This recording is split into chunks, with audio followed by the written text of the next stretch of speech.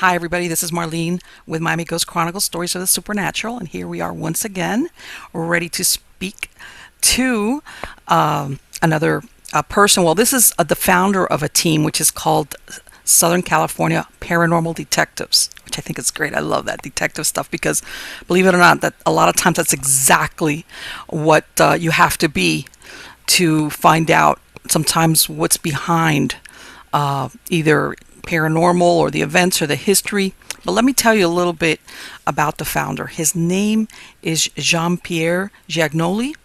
And, even though I'm going to ask him, about his background, from what I already saw talking to him already and looking at his website, since a young age, he already has experiences, which happens to a lot of people that go into the paranormal. And then luckily, as he became an adult, he decided to stay within that field. As a matter of fact, as in high school, he started the Southern California Paranormal Detectives. And believe me, I'm going to let him get into that. I'm not going to do a spoiler about all the other things that he does. We'll get him to tell us about himself. But he does a lot of other things besides the paranormal stuff. He has a PhD in parapsychology, and so of course, what I like about that is when you get somebody that has that background, okay, they start looking at the paranormal through the lenses of, not only feelings or what they call qualitative information, which is when people tell you what they feel, but quantitative, which is when you get readings or measurements or something that can be basically proven. So let me stop talking and let me get Jean-Pierre on here. Hi, Jean-Pierre. How are you doing today? Doing well. Thanks for having me. Oh, of course, absolutely, my pleasure. Jean-Pierre, like I mentioned, because I saw on there that you got interested in the paranormal since you were young, but I'd like to hear from you. What happened to you? Was it one single event? Was it that you were living someplace that things were happening to you? Could you tell me about that? Yeah.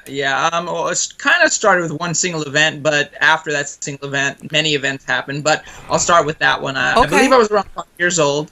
Okay. I stayed at my grandmother's house, which I had done often, but this particular evening that I stayed there, I stayed in my old grandfather's bedroom. Okay. The one he passed away in the home. Okay. And I woke up in the wee, hours in the morning, and I saw my grandfather in front of me. Now, he passed when I was about 3 months old, so I don't really have any vivid memories of him except for the pictures around. So like this the was, house. in other words, between the time that he had passed away and you saw him, this was not like what they call those crisis apparitions. There have been years, in other words. Yes. Okay. Yes. All Very right. much so. The way I describe it now as an adult and after studying all this is he appeared to me the way I would recognize him through photos and things. So Okay. he was like in a wheelchair in like clothes that I had seen a picture of him in. So Mm-hmm. like I knew it was him, but at the same time, being my first at least intense experience that I can remember as a child, it affected me a lot. I freaked out. I was crying. I can imagine. I was up sitting in the bed, and he was like shaking my hand. My hand was shaking, and he was trying to talk to me, but I only heard mumbling very low. I couldn't really understand. So in And other words, he was trying to communicate with you. So it yeah, wasn't just like somebody that stands there. You hear people say, "Well, I just saw the spirit just stand there," but he was trying to communicate with you. Wow. yeah, it definitely seemed like it. As I said, I woke up sitting up in the bed. My hand was kind of shaking, like he was shaking my hand, like trying to, I don't know, communicate with me in that way as well. But I also heard like low mumbling, but I couldn't make out any words. Okay. And when he realized I started crying and freaking out, he just took off in his wheelchair towards the dining room. So And as scared as I was, Oh wow. yeah, so as scared as I was, I jumped out of the bed and actually followed him and watched him disappear through the dining room wall. My grandmother's room wasn't very far from that room, so I ran to her. I was crying. I told her what I saw. I said I thought it was, Nono Picchio, which was like the nickname for him. And my grandma just tried to calm me down, saying like, "Oh, it's probably just a nightmare. You can stay with me tonight. Don't worry about it. It'll be okay. And try to stay calm." And I'd say for the next about 5 years, My family kind of kept quiet about it, didn't say much. My mom said the same thing. It was just, oh, a bad dream or a nightmare or something. But after that point, my abilities kind of like strengthened, I guess you could say, because anywhere I went, I would see like other people that other people didn't see. So like it was a constant thing that started happening. I would go anywhere, all over the place, all the time. Wow. So And this was this for you. This event. This was like where they say where you turned the corner. yeah, And it's like wow. the catalytic event that happened that kind of started everything for me. And so for about 5 years, like I said, I stayed kind of quiet. I would see stuff, but just, it wasn't really scary to me after that point. I just kind of saw it and went, okay, whatever. My family doesn't believe me. Who else is going to believe me? So I kind of stayed You quiet know as I what? said. You're not the first one that's told me exactly that. Like especially when you're a kid. So let me ask you, when you told your grandmother, did you get the impression she really thought that it was a bad dream, or maybe that she had seen it but she didn't want to like? But sometimes adults have a problem. They think that if they admit it to the kid, then the kid is gonna lose it, and they tell them Yeah, that. I'm sorry. Go ahead. yeah. No, that's fine. That definitely was a story eventually. My grandmother's a very strong, old school Italian woman. So, Yes. like, she puts on a really strong front. So, when I got older, I figured out she was just doing it not to scare me. Like I said, about 5 years after that event, I sat down with my parents. We were talking, and they decided to open up to me about our family and being sensitive to this stuff. So my grandmother came from Italy.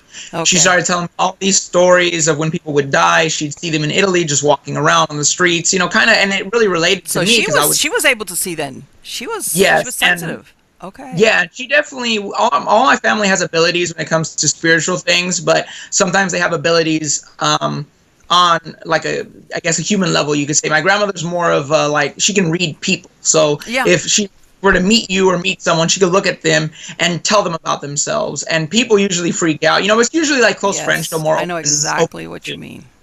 and be like, oh, you're this, this, and this, and you like this, and you like that. And people go, well, you just met me. How'd you know that? So my grandmother's very much good at reading people. I always make the joke is when I was a kid, sometimes you want to lie and not tell them something that you did or whatever. Like, it didn't work with my grandmother. She would bust you, right? It'd be like, Always would catch me. She'd look at me. She goes, I can see it right here on your forehead. I know exactly you did this. And I was like, so it wasn't fun growing up because I could never get away with my grandmother with anything. it's She like, always yeah, saw let me not even try because she's gonna call me out on it.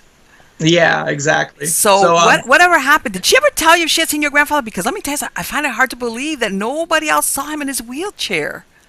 Yeah, well, this was late at night, so she wasn't awake, so I don't think she saw that particular event. But after he passed, she actually got multiple phone calls, and it sounded like his voice over a static key. Oh, okay. So that was a common thing for her, she said, after he passed away.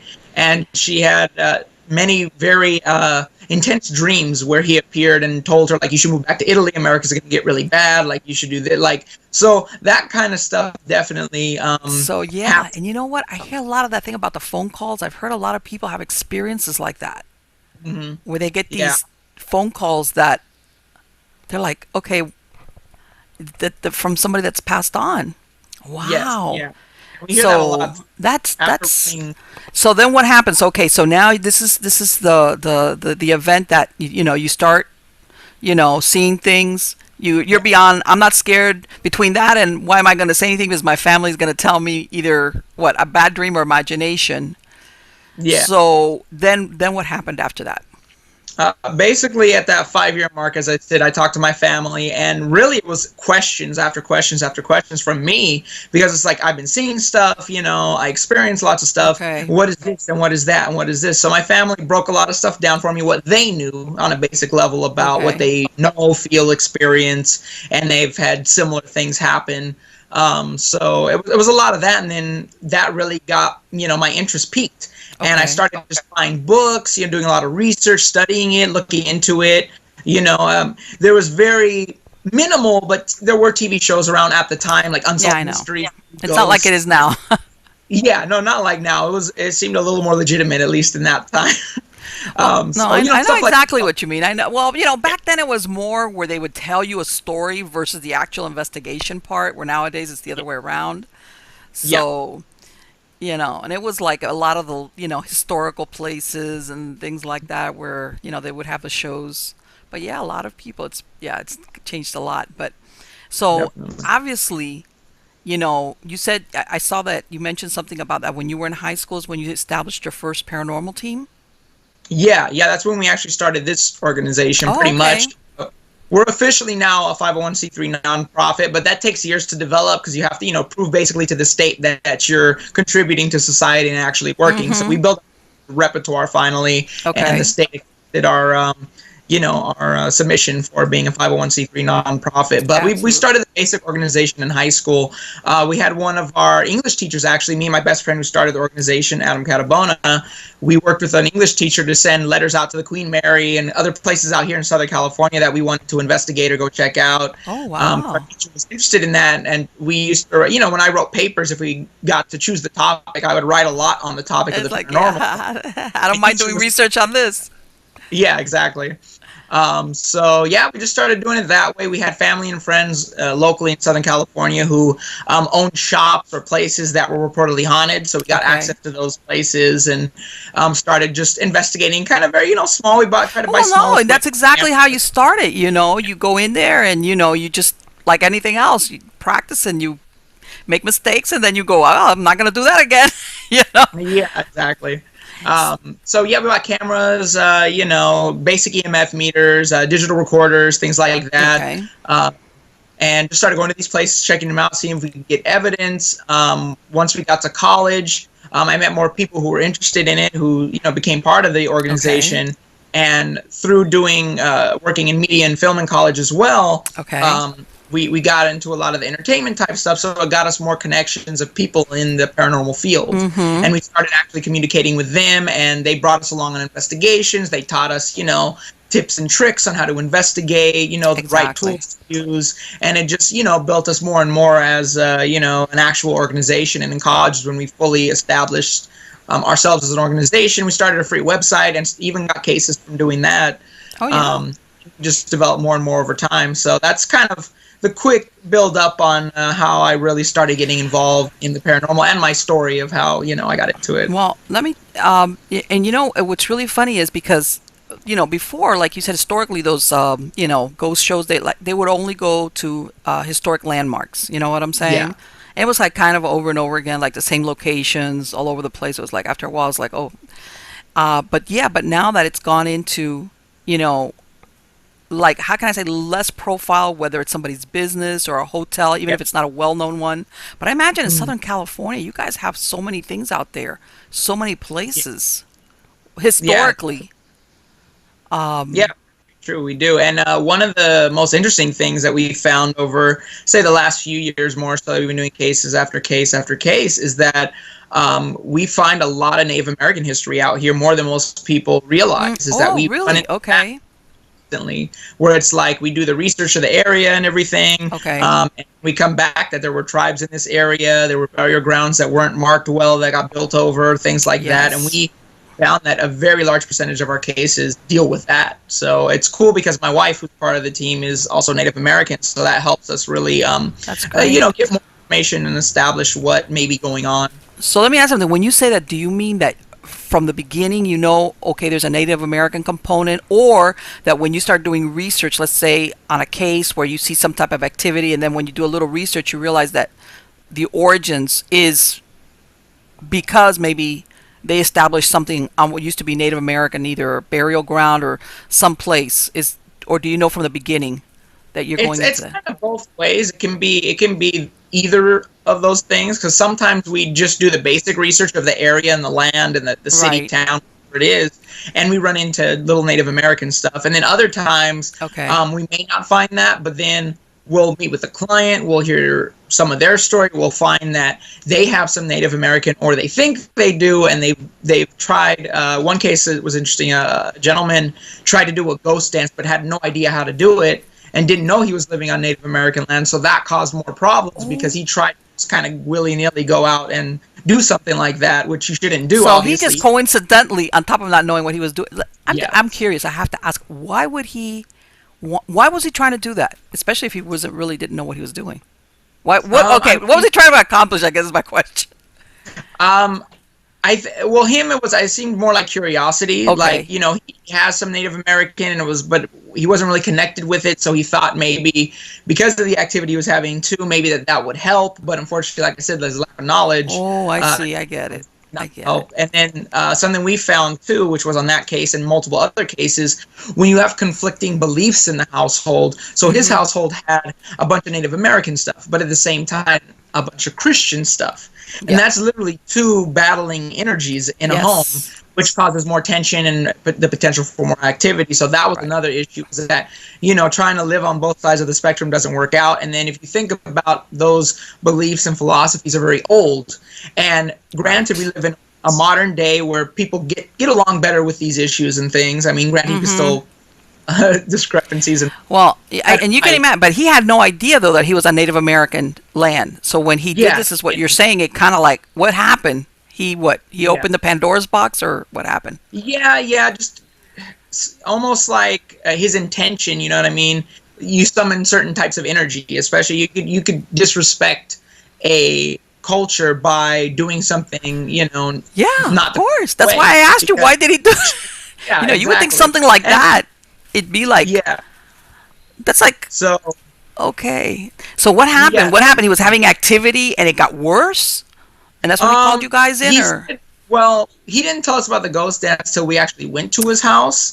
So he was just talking about activity. Okay. And then we asked him questions. Like I said, my wife's Native American. She picked up right away when she saw the statues and the stuff he had.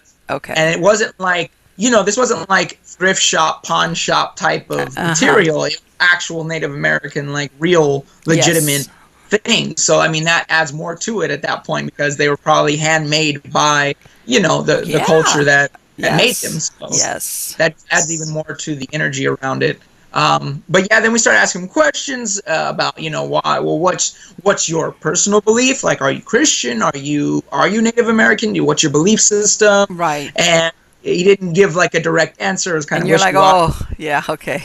We're like, that's not exactly a good thing, Well, you know what? And I have found that sometimes people, they kind of sense that they were treading on dangerous ground, and that's why they don't say anything. You know what I'm saying? Like they kind of suspect that they did something, or so they kind of like let you have it when you're there. When you start asking questions, and early on, and still kind of relating to the Native American stuff we encounter, when it comes to other things, witchcraft, voodoo, we ask all these questions, and sometimes we don't get the real answer until we show up, and all of a sudden they admit, I messed with the Ouija board, I messed with tarot cards, and I didn't know what I was doing, and this stuff started happening when I... You don't know how many people I talk to, paranormal investigators, that tell me the exact same thing. The exact same thing. Okay, that when they get there, because most teams that I know, they do like a little pre-interview with a client, like when they tell you what's going on, and you ask them like, well, what's, and they always leave that out until you're there, and then when you start asking questions, you get the what, and it's like, oh, okay, it's almost like they're scared that if they say the truth, that the group might say, well, I'm not going to do it, or they're going to put the blame on them, which is not the idea behind it. No.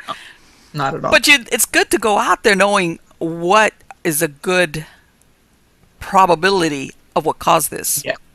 Yes. For us in particular, we're very focused on the source. We always ask questions to figure out the source of where it started at. Like, what, did it start when you moved into the home? Did you acquire some sort of antique or object when this started happening? Was there a major life event? Did somebody get pissed at you? Maybe they messed with that. Oh my God, yes. It's a long list of questions we ask before we ever go out to a case. So. And you know what, Jean-Pierre, I'm going to tell you, some people say, well, everybody thinks that thing about the haunted objects. Everybody always is thinking, when they go to antiques and, things like that. I say, folks, you could pick up something at curbside. You know how a lot of people put now stuff on the curbside that they don't want anymore or whatever. I say, you could pick up something, the most innocuous looking thing, bring it home, and guess what? You can get an attachment from something like that. I'm not going to say it's always going to happen, because there's nothing wrong with it. Yeah. But it doesn't always have to be something you got out of an antique shop that's 100 years old, and, surprise. No. That little China thing might have been Grandma's favorite figurine, and Grandma's still hanging out with it. That's an example, but... Yeah, so I always tell people, you got to be a little bit careful. I tell them, number one, if you ever pick something and your gut tells you, leave it alone, leave it alone. Number two, if you decide you're going to take something, sage stuff before you bring it home. You Mm, know, I mean, there's a bunch of things that you can do before bringing something into your house because exactly very like what you said, you have people that they'll tell you, oh, everything was fine. And then whatever started happening, whether it's yeah, footsteps or feelings or being watched. And like you said, you ask them the series of questions. So what happened? What was, when did this start? And then when you get to it, then you start hearing those versions of after we bought this or we bought this home or things like that. And it's like, well, there's your answer, you know. yeah, And so, and like I'm saying, that's why a lot of times you will get the normal, regular people that go from 0 to 60, and it's yeah, something as, not everything, but the paranormal element has to be the old spooky house, with that somebody got murdered in the basement, and then, a lot of things can get into your house in ways where you least expect it. So, yeah, has there been any location, a historical? Because, like I said, some of these historic places, a lot of teams go to, yeah. and after a while, everybody you kind of hear like this is the ghost or this is the. Have you ever gone to one of these places and found something totally different than what you expected to find there? Once you started trying to communicate or capture anything. Yeah, I mean, I could probably name a few cases. One that sticks in my mind the most, we did a case in Bellflower, California. Okay. Uh, Once again, we found out later, there's some Native American thing to it as well. So we were investigating. We had chairs move on the balcony while we were there. We Okay. saw stuff in the house. So it was an active case. We had quite a bit happen early Okay. on. And then it's about 4 a.m. We took a little break, left our cameras running in the home. We were going to maybe take a little trip down to 7-Eleven and get something to drink just so, keep us awake. Okay. And all of a sudden we hear Native American chanting very loud across the whole neighborhood. The whole team heard it, plus the owners of the home, because we usually don't kick them out most of the time. We think it's Right. Right. beneficial to have them Yeah. there For some because people, it's whatever really difficult they're- also to tell them, go rent the yeah, hotel. yeah. Most of the time we don't do that. Sometimes we'll ask to leave, maybe have them to leave for a little bit to Mm-hmm. experiment if things happening and see if Right. we can figure out a way to get whatever's there to be more active. But most of the time we find it beneficial because if it's comfortable with them, it may be more comfortable to do some activity. Because if it's just us, it may be uncomfortable because we're new and unfamiliar. So Exactly. but anyway, so yeah, we're sitting outside. We hear that chanting. We literally could not figure it out. We started running around. A couple people jumped in cars, drove around the neighborhood. There was nothing going on that night. Nothing there that we could find to cause that. But we all heard it. We knew what had happened. Fast forward, we're Okay. finishing up the case. The the owner's sister comes home very late because of her job. Okay. She comes in, walks past all of us. It was really weird because our cameras caught her coming in, but we Okay. were near her even though it was dark, and we didn't really see her come in or hear her. It was kind of like a weird thing. We just heard the door. Okay. And all of us kind of just immediately got this strange feeling. So shortly after that, we started wrapping up, taking down our cameras, breaking down all our equipment. As I'm breaking down one of the cameras on the staircase, all of a sudden I just get this feeling that something's coming at me fast, and it's big, and I don't know what it is, but I just feel like something's coming at me. Okay. And I look back, and it's the owner's sister. She's coming down. It's just petite, tiny little female, Uh-huh. but the energy that comes off of her is extremely strong. Like I felt like Bigfoot was rushing at me or something Okay. large. And I'm like, okay, I think the activity might be because of her, because I just felt something really weird when she came down the stairs. Right, So we right. kept breaking down, but for some reason, the owner's sister, her eyes are focused on me the entire time I'm breaking down equipment. So if I go behind walls, if I'm going wherever, like, she's Oh. following me the whole time. Uh-huh. And I'm like, okay. And I just try to kind of not think about it and break down. So the last piece of equipment I have to put away is in a bag near her. So I'm like, oh, well, I'll just go up and put it away, even though I don't feel comfortable. So I went over there, put the equipment in the bag, looked up at her, and we caught eyes for maybe 10 seconds, I'd say, in that range of time. Right, right. And all of a sudden my chest got really tight, my eyes started to water, and I couldn't breathe. It was the first time I had ever run out of a house. I've never run out of a house before. I've never gotten scared Uh-huh. or did that much that I ran, but I literally could not breathe. You were So like, I gotta get out of here. Yeah, I felt uncomfortable. As soon as I got out of the house, out of the front door, my chest felt a big release, and I could breathe again. And my wife comes out, and she's like, "What's wrong?" I'm like, "I don't know." I caught eyes with her, and I just couldn't breathe. Like something literally took my breath away. And I was like, "I can't go back in the house. You guys finish grabbing the equipment, and I'll wait out here until we're done." Okay. So fast forward to the next day, other things happened, but that was, at least for me, telling you a personal story, one of the strangest and most intense experiences I've ever had happen to me. I've never had anything like that happen before or after that. Oh no, event let me either. tell me the rest of the story. This is great. What happened? Oh yeah. I'm telling you, I'm like, So the next hope day they found out who or what this is. Up, and I had a circular burn mark on my chest.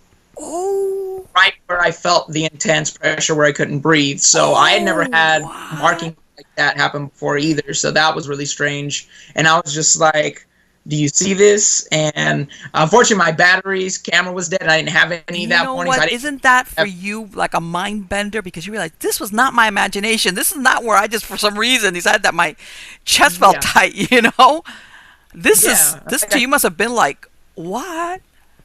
Yeah, I was overwhelmed because really I had, and even after that point, I don't really have an explanation for what it was exactly that was happening, or if like she was a part of it, because one of the big things the owner told us later, again, we didn't find this out till that evening, even before her sister showed up, but we didn't know it had any connection. Okay. Let's just say she had a job that wasn't the best job. She was a stripper, and other strippers were jealous of her. And she discovered that other strippers had taken pieces of hair from her comb, other personal objects. So we don't know. Sounds like she had an attachment. I mean, something was walking with her. And we couldn't get them to open up about if she was involved in that too. Because I was like, do you think your sister's involved in that kind of stuff? Because it sounds like there's a big circle of people doing that kind of stuff here. Yeah. And couldn't get an answer out of them, so I had my suspicions that maybe even she was dabbling in that to kind of get back at the other girls who were doing that to her. Yeah, that was a really interesting thing, and we never got to the bottom of that, but I had my suspicions just by the way she carried herself and acted. It was just kind of very let me tell you something, just based on the little that you told me, I can almost guarantee you she probably had more than even one attachment. Like you said, if you picked up on it, it was like, my eyes are telling me this is a petite woman. Yes. But what I'm feeling is something, and it sounds aggressive, whatever it was. Yeah, definitely. And it targeted me in particular because, I mean, you have my whole team there, and they didn't really experience this. They definitely felt a weird vibe off of her, but her energy was directed at me. I kind of have the abilities as well, but mine are a little tamer. Like my brother's more the medium. He communicates on the other side. Okay. So usually a lot of information communicating through, like a medium through the spiritual realm. He's a medium. Okay. Yeah. And then me, I kind of have a mix of everything. Most of the time, if it's directed at me, I can pick up on it. If it's not directly directed at me or I can't see the source, then it's pinpoint until I figured out what it is. But yeah, that was directed at me. I think that's why I felt it so much that night, because it's directed straight at me and nobody else. Did you think did it feel masculine? Yeah, I would say so. The amount, the size and the amount of the it was like, and I would say it's almost like when you were telling me that, what I was thinking was, this is, how you have men that are very confrontational with other men, you know what I'm saying, trying to do that alpha male thing. That's what you were describing, Yes, so it makes you wonder, that's why I'm saying this sounds like this girl had at least a very aggressive attachment. And who knows, she might have even like done it willingly, because like you said, if they were all dabbling and if she was having a competition or God knows what with her coworkers, it was like, well, let me get somebody here with really powerful, and let me tell you that usually doesn't end well. So yeah, very true. And you know what? And then when you tell me that the family's kind of like hedging and hemming and hawing and not wanting to tell you guys. Yeah. Like, very true. Yeah, no, it was definitely interesting, and I definitely agree with what you said. Yeah, it felt like something confrontational, like you said, aggressive, big, even though it's a petite girl, as I mentioned. So that was one of the more interesting things that happened to me personally. I've seen a lot of weird stuff too. One of it, I think, affects you personally like that leaves something on your. That's. Let me. Took about a week to heal up, but yeah, it was.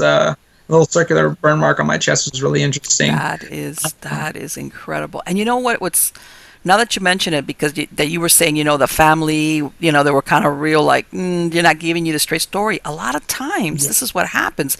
They start doing this stuff, and then it gets away from them. You know what I'm saying? Yes, They exactly. start doing stuff, thinking, number one, let's say they believe in it.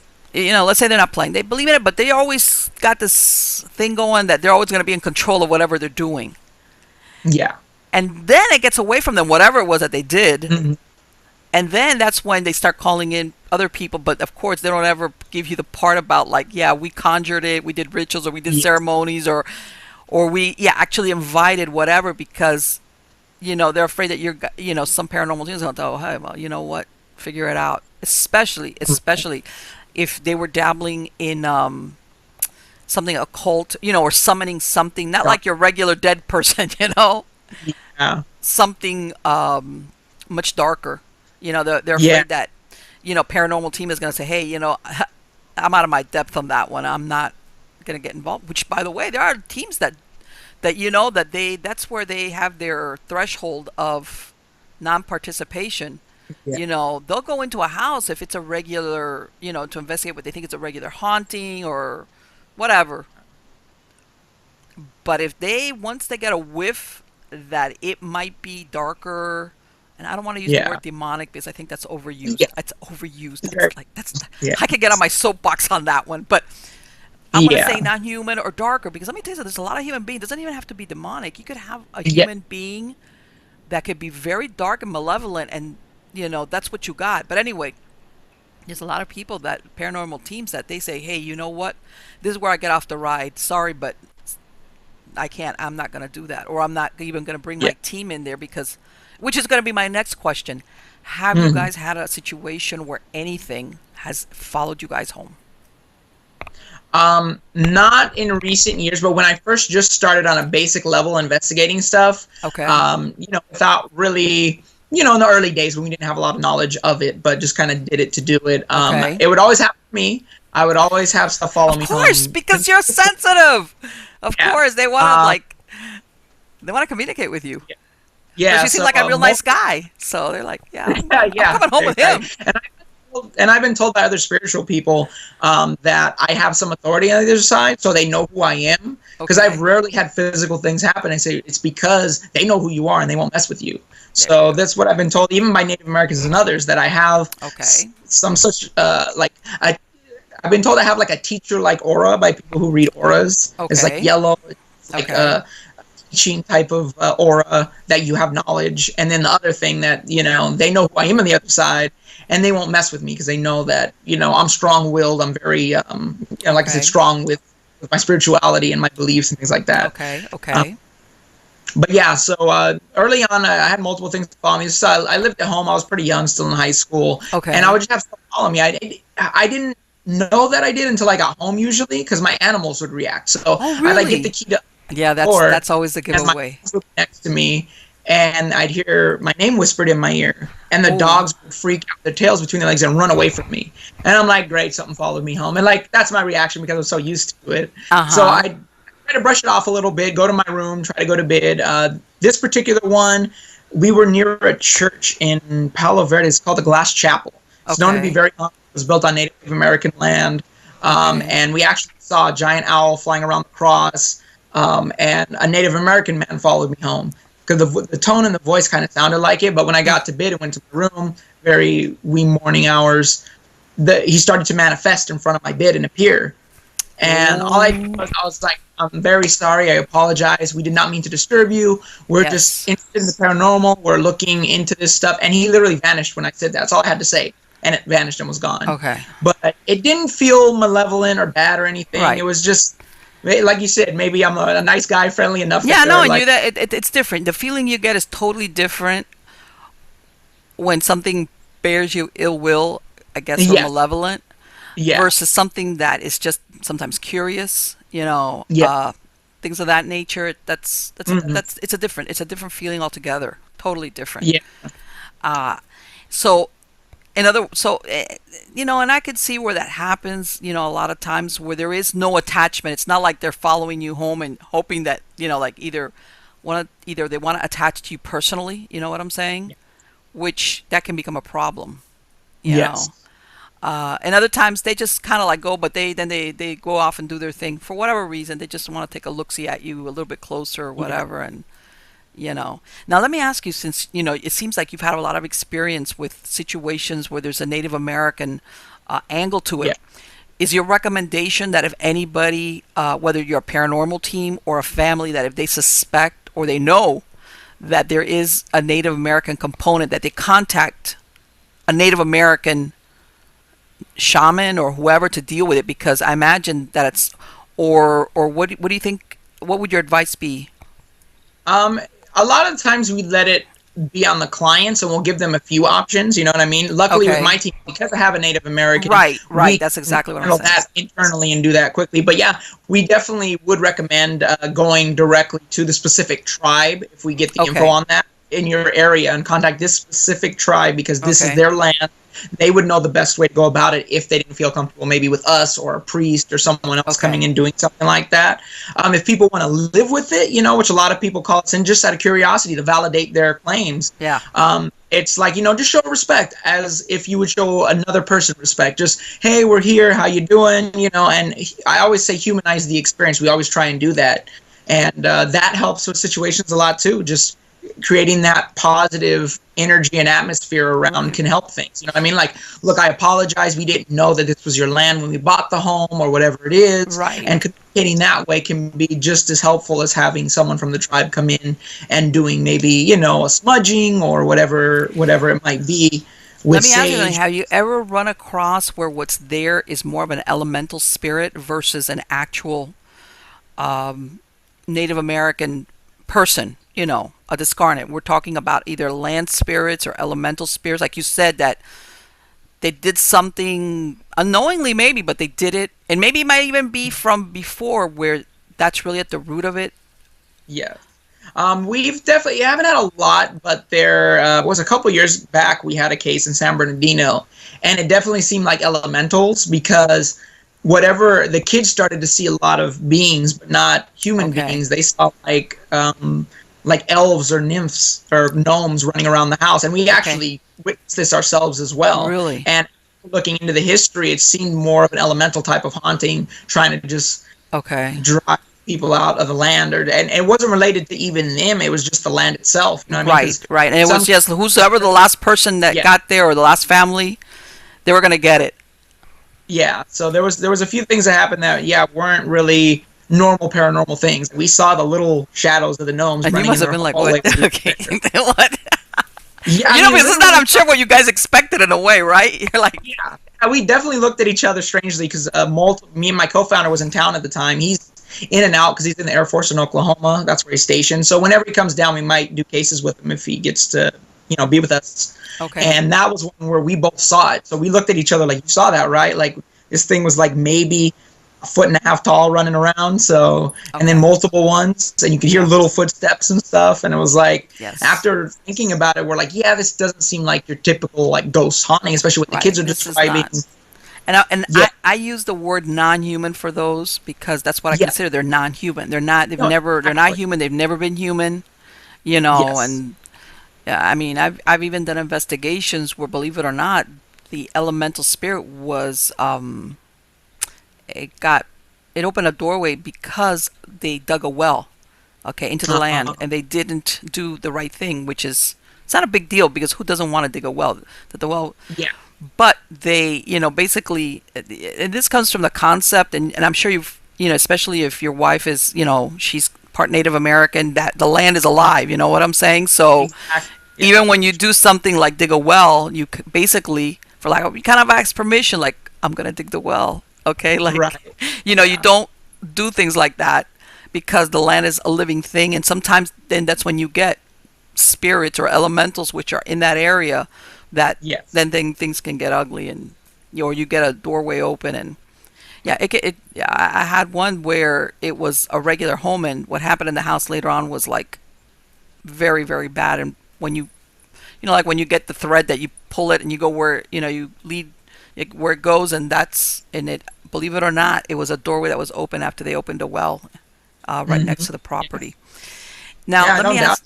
It's and sometimes that's what I'm saying, and people don't know that innocently. Sometimes when they move into a place, they have no idea, you know, what's that there was anything Yeah. that's really the source of it. Because Yeah. a lot of people like, oh, did anybody get killed? I don't want to move into a house that people died or got killed, and sometimes that's not the source of it. So of course, if they look into that history of the house, they're not going to find anything. But Yeah. that's why I'm saying you take it out a little bit further. But that's not. It's. I'm not gonna say it's rare, but it's not that common either. Yeah. How about, let me ask you, one place that I went to personally was the I've been to a couple of places out there because I have a friend that lives out there. Um, To the Winchester, the yeah. Winchester house, the one Manchester. from Oh, Sarah yeah. Winchester. Yes. Yeah, I've been there multiple times. What Not did you guys investigate, find? but I went in, I went in there like, when you go in there once and it was like a, lack of a better word, a half-ass thing, yeah. I catch some stuff, and that place is so unusual, Yes. in the sense of, well, it's obvious you go up these stairs and places, and then, um, did you ever capture anything there? Unfortunately, we never really captured any evidence. The last time we went, because they're making a movie about it, they're not allowing cameras or Oh, anything in the really? house Oh, right okay, now. okay. Once the movie is released, I think that ban is going to get lifted. But right now, because of, I forget the company that's making the movie about it, they're not allowing photos or filming or anything in the house right now. The Okay. first time I went without all that, we didn't really catch anything, but we definitely, even with a tour group, had experienced things in there. Even this last time, Mm-hmm. we heard footsteps in rooms where there were no guests and nobody in our group was moving. So we know we heard stuff that didn't seem normal, and it didn't seem like it was the audio type of like, oh, the special Right, effects or exactly. creepy factor Exactly. thing. So that was pretty cool. I remember the first time we had ever went, we did, it used to be like the hard hat basement tour. They kind of had it separate because that was, now Right. that you can do all kinds of different tours now. Um, and that was it's a very small group. It was pretty much just me and my friend's family, so there wasn't many other people. Mm-hmm. And you literally feel this air rushing around you like somebody was moving. Right. And when we started talking about it, the tour guide actually said that that's the spot where they see the man, the worker who died The down worker there. that died. Okay. Yeah, the Yes. guy that worked there So for like a it was really long interesting. time. Okay. Yes. So that was really interesting that we felt that, and there was no source for us. We always try and look for the natural Sure, of explanation. course, of Is course. vents over here? Is there a door open? Is there, an airflow we're not, Yeah. feeling? And no, because it stopped, and we couldn't find the natural cause for it. So we definitely felt that cold air, and it was. If you know enough about the paranormal, when something like that happens, it's not just normal air. It has like static to it, Yes, like it this does. It does. energy, like And electrical. you might even get like a prickle up your back. You just feel it's like a Exactly. static in the air. Yes, I know exactly My what you hair mean. stands up on my arm, something like that. So yeah, that's what it felt like too. And the normal cold air of the day doesn't do that. So we definitely thought like, hey, there might be something to that. So I mean, the Winchester House is a really interesting place. I definitely think it's haunted. Now I remember the first time I went, the tour guide actually told us that they had a priest come and cleanse most of the house. And I could feel it. It felt like when you were walking through the house, you didn't really feel a lot of energy. There was like two places, the basement and the seance room, that had like levels that felt way higher than anything else. But then the rest of the house seemed very calm and tame. Well, you So, know what? Because I was there like, I want to say like over 10 years ago. It's been a while. And I remember I was doing a little bit of research because you know that she had a fixation with the number 13. She had a lot of stuff like that. But I was doing a little bit of research, which I have a ton of research that I haven't worked on. A lot of people think, they always portray her as a very rich, isolated lady, but she was out in society over there. You know that, yes. right? Everybody Yeah. always thinks that this lady just shut herself up in this house and did seances and had workmen building whatever she wanted. But she Yeah. wasn't. She participated Yeah. in high society over there because, of course, she was very rich. And You she was a know, businesswoman with all the stuff. The house produced actual products, yes, they were they self-contained. out there. Yeah. They So, that thing, it was like basically it fed all the workers. There was a farm, for lack of a better word. yeah. It was a farm. And a Yeah. lot of people don't realize that. And they always put out there that that the reason why she left the east and went out west and start was because of the death of her husband and her child. And a lot of people Mhm. don't realize that those things happen like 15 years apart. Okay. Yes. A lot of people think that this poor lady like suffered this loss one right after the other, and she kind of like lost it and went to spiritualists and then goes out west. And it was like, um, which leads me to, and that's, believe it or not, which is why I like when that I wish they would present these things historically accurate. That doesn't mean nothing happened, but when you do that research, it would lead me to believe exactly what they found, that maybe the one that haunts that is not so much her as Yeah. in the people that work there, like that Yeah. worker that Hmm. spent years and years like living there. You spend a lot of time where you work at, that there he's still Yes. doing his thing there, you Yes. know Or and but even some of the theory of, I would even go as far to say some of the theory that the victims of Winchester rifles haunted too, because I mean yeah, that could potentially be going back yeah, to the source of what took you out. So it could have been, well, let's face it, if even if they weren't before, if you're going on a nightly every night and you're trying to communicate with the other side, and you're kind of like telling everybody come on down, of course mhm. you're going to get some that took you up on that invitation, Yeah, and and it opens up doors too. oh So who yeah, knows no, how absolutely. she She opened had up. her seance room, and the spiritualism Yeah. was a big deal. And I'm sure that even if times she was unsuccessful, there was probably times that she was successful. Yes. So I wouldn't be surprised if she brought in stuff that, like they say, I'm not going to assume that she's going to be the usual suspect as to the person that's actually haunting that place. If, Yeah. it's like, believe it or not, there's better candidates than her. Yeah. For She sure. lived, she was old. She like lived a Yeah. full life, you Yeah. know? Definitely did. And going back to what you said, even too, like to be a businesswoman the way she was with the Yeah. property and the crops and everything that she did out there, and she contributed a lot to that area because she was one of the most Yes. wealthy in that section. Yes. You need to be a social person in order to be successful in business. That's just a rule. Like you can't Yes. survive in business if you're not communicating with people. Well, no, because you know that always they portray that story about the Winchester house as this broken-hearted lady Yes. leaves east, and she sits in her house all day long, communicates with Yeah. spirits, and then tells her builder, all these plans. And it's like, Mhm. that's not totally accurate. Yeah. She had a farm, that thing was self-sustaining. She was out in society over there. Um, so that she maybe had her little spiritualism thing going on. Well, that was big back then. Spiritualism Yeah. was very strong. Hmm. And but no, I don't think she was totally, as like sometimes they want to portray that she's like was a little bit out of touch. I don't think she was Yes. that cuckoo. I think she, like you said, she No. was pretty much, she knew what she was doing, and maybe. And in general, it's something almost we talked about earlier with my story.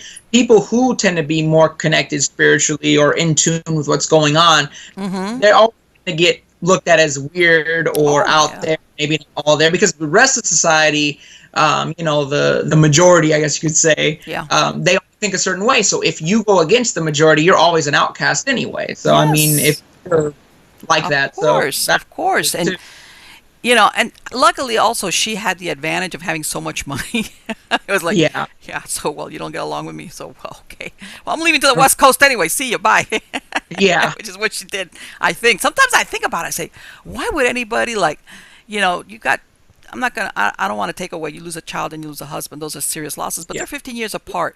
And I'm thinking, you know what? Mhm. Maybe she got fed up with those people back east. You know what I'm saying? She says, I'm thinking, I'm going out west and I'm gonna build myself a house, and Yeah. I'm gonna live my life out there and just communicate with the spirits. So there you go.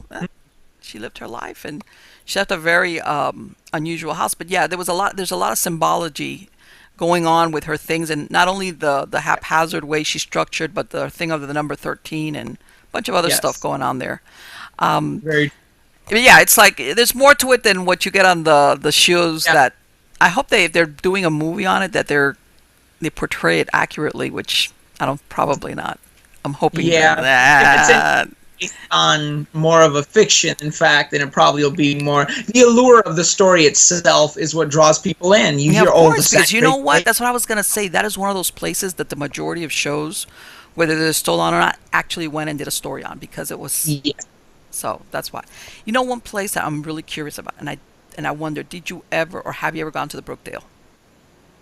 I have not. No, that's one of the ones I would like to, but Okay. I know many I know one team that's been there, a friend of mine. Okay. And I've seen it on multiple shows too. Right. They've Yeah, done. that's why I'm asking, because I know that's a place that you see on a lot of shows, and that's why I was thinking, I would love to talk to somebody who's actually been there. I mean, I've been there, but Yeah. as actually not, in other words, has a different version of what you see on the shows. Oh, okay. You know what I'm talking about, right? Yeah. I know enough about the location, but yeah, unfortunately, I have not been out there. It's working a day job and trying to run the nonprofit and all that. It makes it difficult to go to Yes. some of these places that are a little further out Yes. and require more money and time. Oh, So yeah.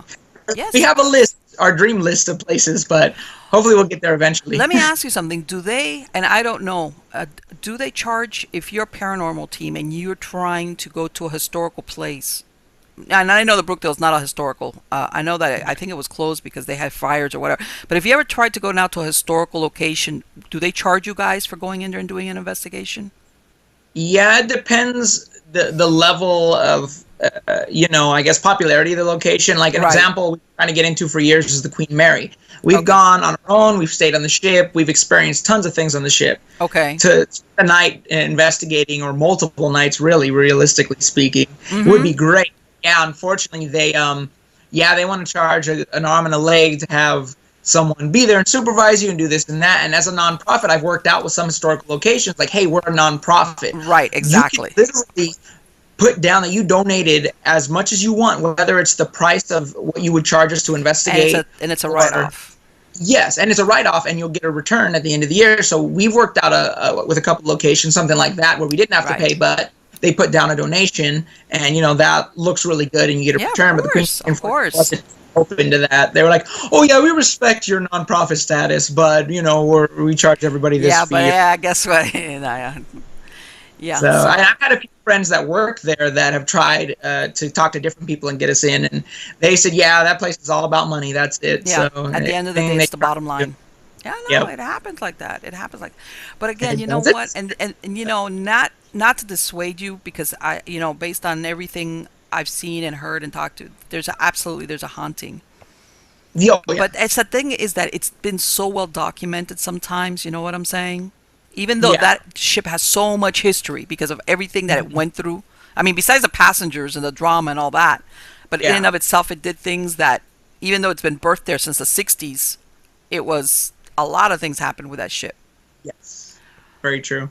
But I imagine that to really ever, as a paranormal team, to do a really thorough investigation, you'd have to go a few times, lots, because it's big. I Yeah, imagine it's huge, and I'd stay a full week there and every night investigating, Yeah. probably do justice. But yeah, it wouldn't be, one night would be too short. Too forget little, 'cause it. how It's big- just like you would need to be able to, like, you'd maybe get maybe 20% of the place, and then you Right. have to wonder, am I going to be able to capture anything? Because it's not everything happens when you want it to.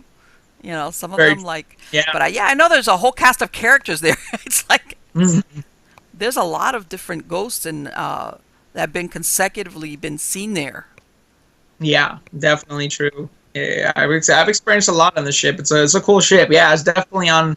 That's another one on our list that we would love to get the opportunity to really investigate as a Sure. team, because I mean the history. I'm a big history buff, so Yeah. I usually choose historical locations because I love the history. I love finding out, the history Mhm. behind it, Yes. where it's from, what happened. And then dig and find stuff that people don't know about either. Well, guess what? We found out that this happened. Nobody knew that until we, uncovered this news article or something like that showed that this was not a publicized event as big as most people know, but we found it. So Yeah. finding something like also really exciting. And you know what? That's what I'm saying. Sometimes, for as exciting as it is, because it's a well-known location, you'd be surprised what you find at locations that are not as well known. Yes. That Very. as far as, because remember, that as a paranormal team, that you could be the first ones to go in there and actually get evidence of an actual haunting. You know what I'm saying? Yeah. That it's like, okay, I'm not going to be at the tail end of a bunch of other groups. I'm going to be the one that's going to break, on this location and either capture evidence, whether it's an EVP or photographic or whatever.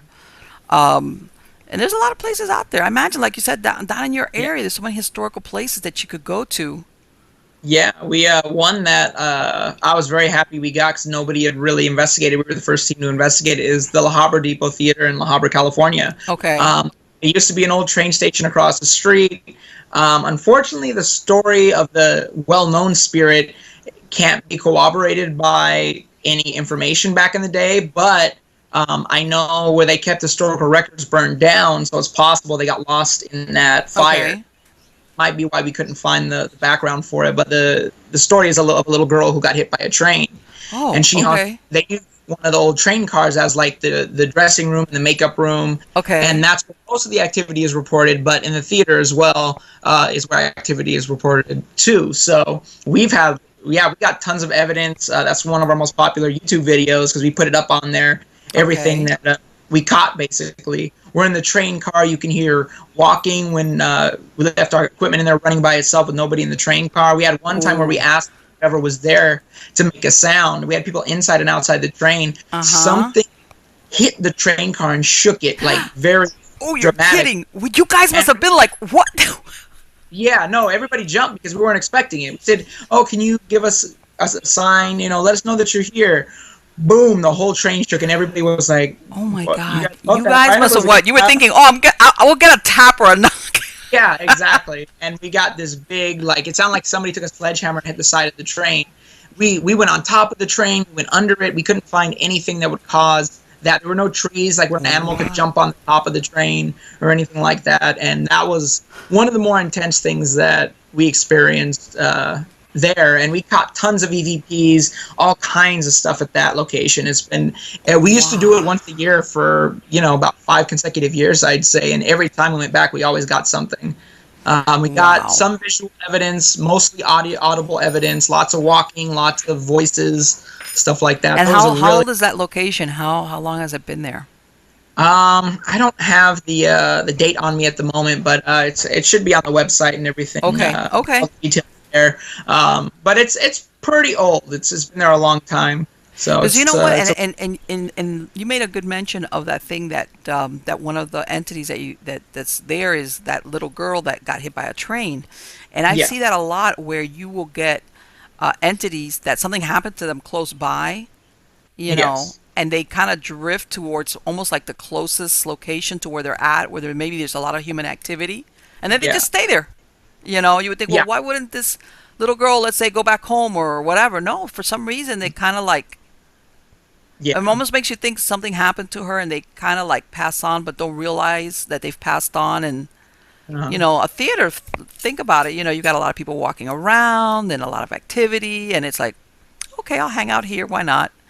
Yeah. It's And I've talked to a friend recently because they work in theaters. So a couple of the theaters they work at are haunted. So we're trying to set up something there for our web series.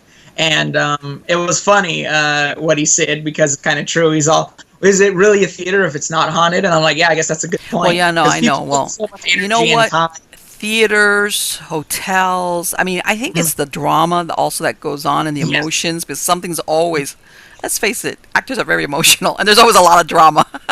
Yeah, very But true. I mean, besides what's on stage, I mean, it's like, but Yeah. so I mean, stuff that goes behind the scenes and things like that, and hotels. Let's not even go there. I mean, that's like. Yeah.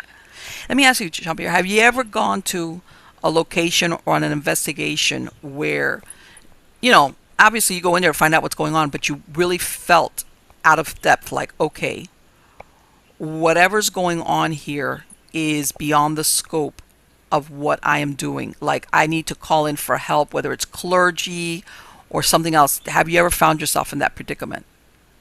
Not really. Usually people that contact us with something that severe are looking for maybe someone else or like guidance to find like a priest or things like that. Okay. I've definitely been in situations that are like that, but because of the way I think and my team thinks, we usually tackle those issues better. So I'll give you an example. This happened Okay. years ago, and it expanded our resume of what we investigate. Okay. So a gentleman called us and said that, oh, I think the house is haunted, this stuff is happening, and we asked all the normal questions. Okay.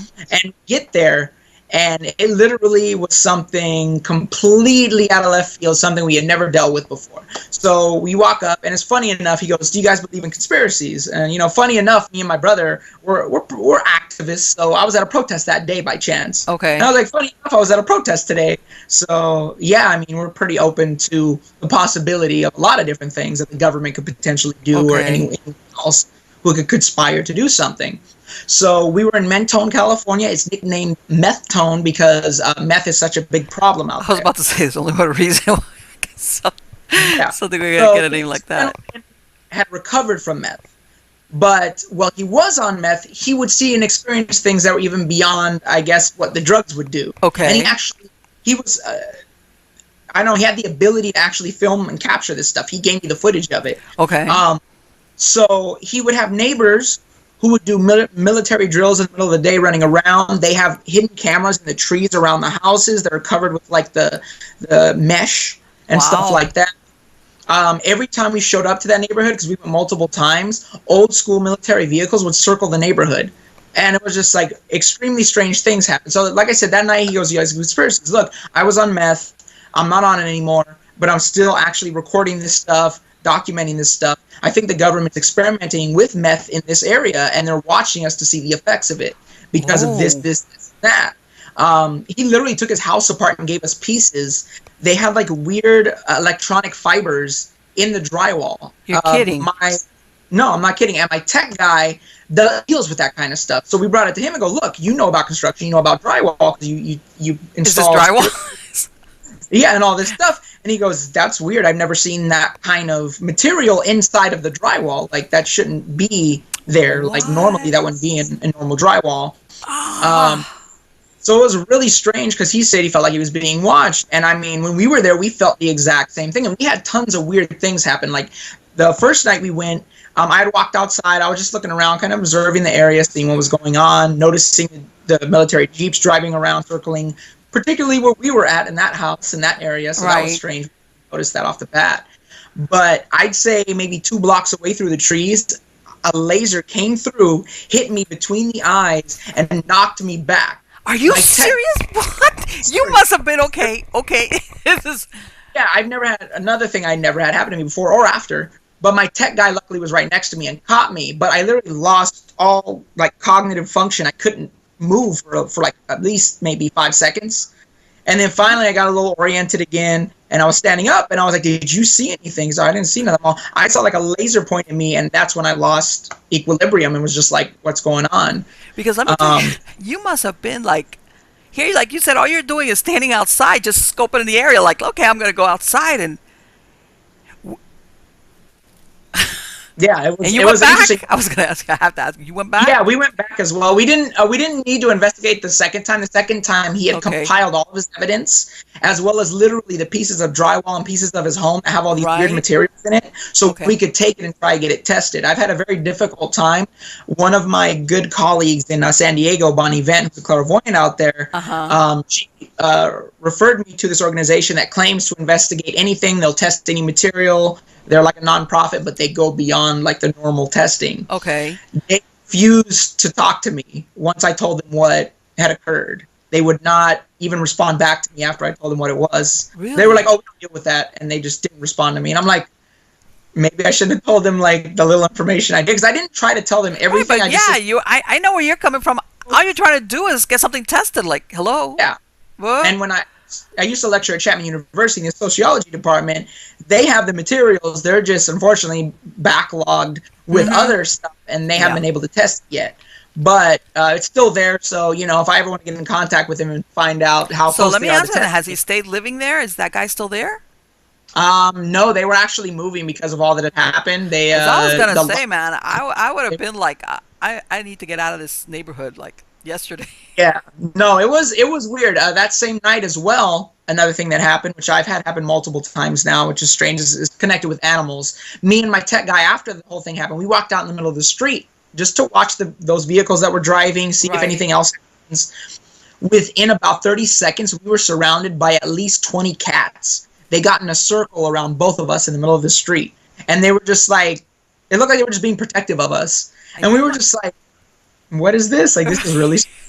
Like, I've never had this happen before either. I've had it happen again in different locations now, but that was the first time that it happened to me. And me and my tech are just standing there like, where all these cats come from? Like, it slowly just trickled up around us and made a circle and like protective barrier around us on the street. And we were like, okay, well, I guess we'll stand here for a few minutes. And when we started moving, they finally broke the circle, but they stayed there with us. So that was a strange case because a lot of normal weird things happen. Yeah, because you know, you go out there, maybe sometimes you'll get cats, you know, strays, you know, they're always looking for food. You might get a couple, but when you start talking those numbers, it's like, what, did you eat tuna? I didn't eat tuna. So why are we surrounded by cats? Like, exactly. What? And they were quiet. They weren't meowing. They weren't making sounds. They just got in a circle around us, and we were like, okay, that's really strange. So that was a really cool experience. Weird. We caught one of the most vulgar EVPs we've ever caught. We had a member who, we're not fans of the spirit box. Me being my background and my tech guy's background in the technology field, I mean, you're essentially just going through the different channels on radio waves, through the bands. And I just don't think that's a reliable source to look for EVPs to come from. You can miss see and mishear different things. Right. But at a point where it was extremely quiet and we caught it because we were recording with our regular audio devices, my brother said, what you're doing is not right. And a voice said, F you, very loud, very clear, between the bands, no static, no nothing. Can you imagine? And we saw that. You must have been like, what? Yeah. Was it a man's voice? Yeah, it was a male voice. And we were just like, I think maybe like these military people are probably the ones like listening in and saying that stuff, because it was we never caught anything like that, so clear, so vivid, and so aggressive. It was like, no, it was like, we'll do what we want, F you. And we were just like, wow, that was pretty intense. I don't like the spirit box, but we definitely caught something, because on a normal radio station you're not going to hear that kind of language. No, you don't. I worked in radio, so I know. So yeah, it was really really strange. We caught that cool EVP. He sent us video, and we still have it. There's like a black mass on his patio, and he has a flashlight. And as he moves the flashlight, the beam disappears in the black mass, but as he gets it out, it reappears. So this black mass cannot even be penetrated by the it's so flashlight. dense. Yes. It was really strange. I'd never seen anything like that either. At night, his walls, what he discovered, if you put a bright light on the wall, take it away and turn off the lights, there's like little tiny crystals or particles in there that glow. And like, he's like, I was here, I painted this house, like I didn't put any glowing stuff in the walls. Like, this stuff is weird. And we had that as well, and we saw it with our own eyes. When he Did he use glitter paint? So let me ask you, Jean-Pierre, like after you were there, do you think, because it almost sounds like, do you think that there was something paranormal, or was there something going on with whatever you guys were seeing with you know, like the conspiracy theory thing, or was it a mixture of both? I would say a mixture of both, because I believe with energy, if you're expelling lots of energy, like if they're using specialized equipment like the laser they hit me, like the stuff they put in those walls, however they did what they did with that home, it seemed very advanced compared to what we knew about as a normal person, even with some technological experience. Yes. So I would say it was a mixture, and because of the explanation of all the energy from what they were using, it definitely contributed to spiritual things as well. But we didn't really have, I'd say, too much spiritual things happen when we were there. It was more related to everything he had told us. The thing he didn't tell me about. He literally, his eyes popped out when I told him what happened to me. He's like, I forgot to tell you, I've had that happen to me too. So we found out after that happened to him as well. So that was, here we are validating, literally, this is the strangest thing, was that we validated every single thing he said that we were there to experience. That's incredible, because, you know, people will give you a laundry list sometimes of things, and you're lucky if you get a couple of things that you actually happen the same as what they're describing. But when you're like, I would have been like, hey, well, you know what, my advice to you is you better go move. You know, I'm not that. There's a point where, you know what, you cut your losses and you move on. Yeah, but you know, and I know sometimes that's not feasible for people. You know, I understand that. But when you're talking over stuff time, like they that, eventually moved, and I haven't heard from them since they've moved. So I'm thinking life is better for them. But I wouldn't put it over the top to say that the government or somebody was experimenting with meth in that area. It's happened before. Our government has tested LSD and other things on soldiers, so it wouldn't be far-fetched to believe that they would be testing the effects of meth and doing different things to these people to get their reactions and doing a real life experiment with this area. So it happens. It's not a human reason for me. So I definitely believe that spirituality would be pumped up because of the energy levels of what they're using out there as well. Well, you know what? There's a belief, there's a theory really that they say that some drug use, I'm not saying meth, it could be, there's different types of drugs, but that they open you up, you become like a channel. Very true. You know, when you go into these altered states. Mm-hmm. Yeah, and I would say with a lot of the experiments they did, a good majority of drugs, especially like LSD, things like that, those are acid as well, I've heard. They expand your mind to the points that we don't usually use during our normal lives, and they tap into something bigger that way. Right.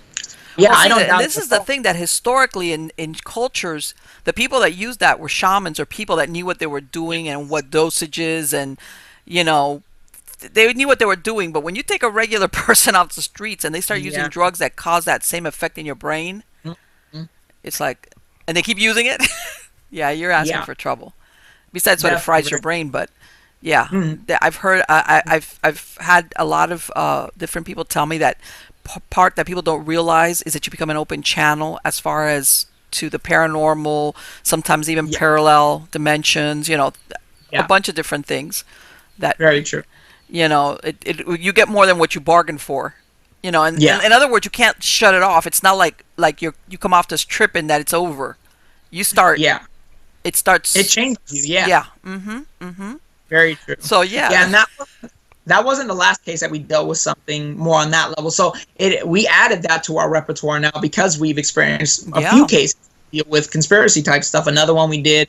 Just a quick overview, so we don't take too much time. No, on this I don't subject. mind. Go right ahead. No, this is great. We were contacted by a few ladies, twin sisters out here that believed their house was haunted. So there was a bunch of stuff like their claim was that they would fall asleep and they'd wake up and the house would be disheveled. Like somebody was looking for something. Okay. And we're like, this is not typical behavior of a ghost. Like a ghost wouldn't need to look through your house to find, you know, whatever things were.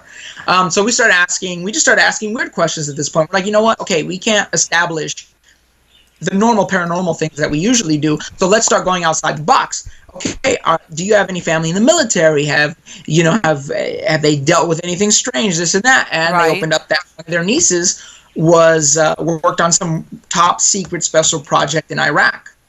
Okay. And the activity started after she came back and talked to her aunts.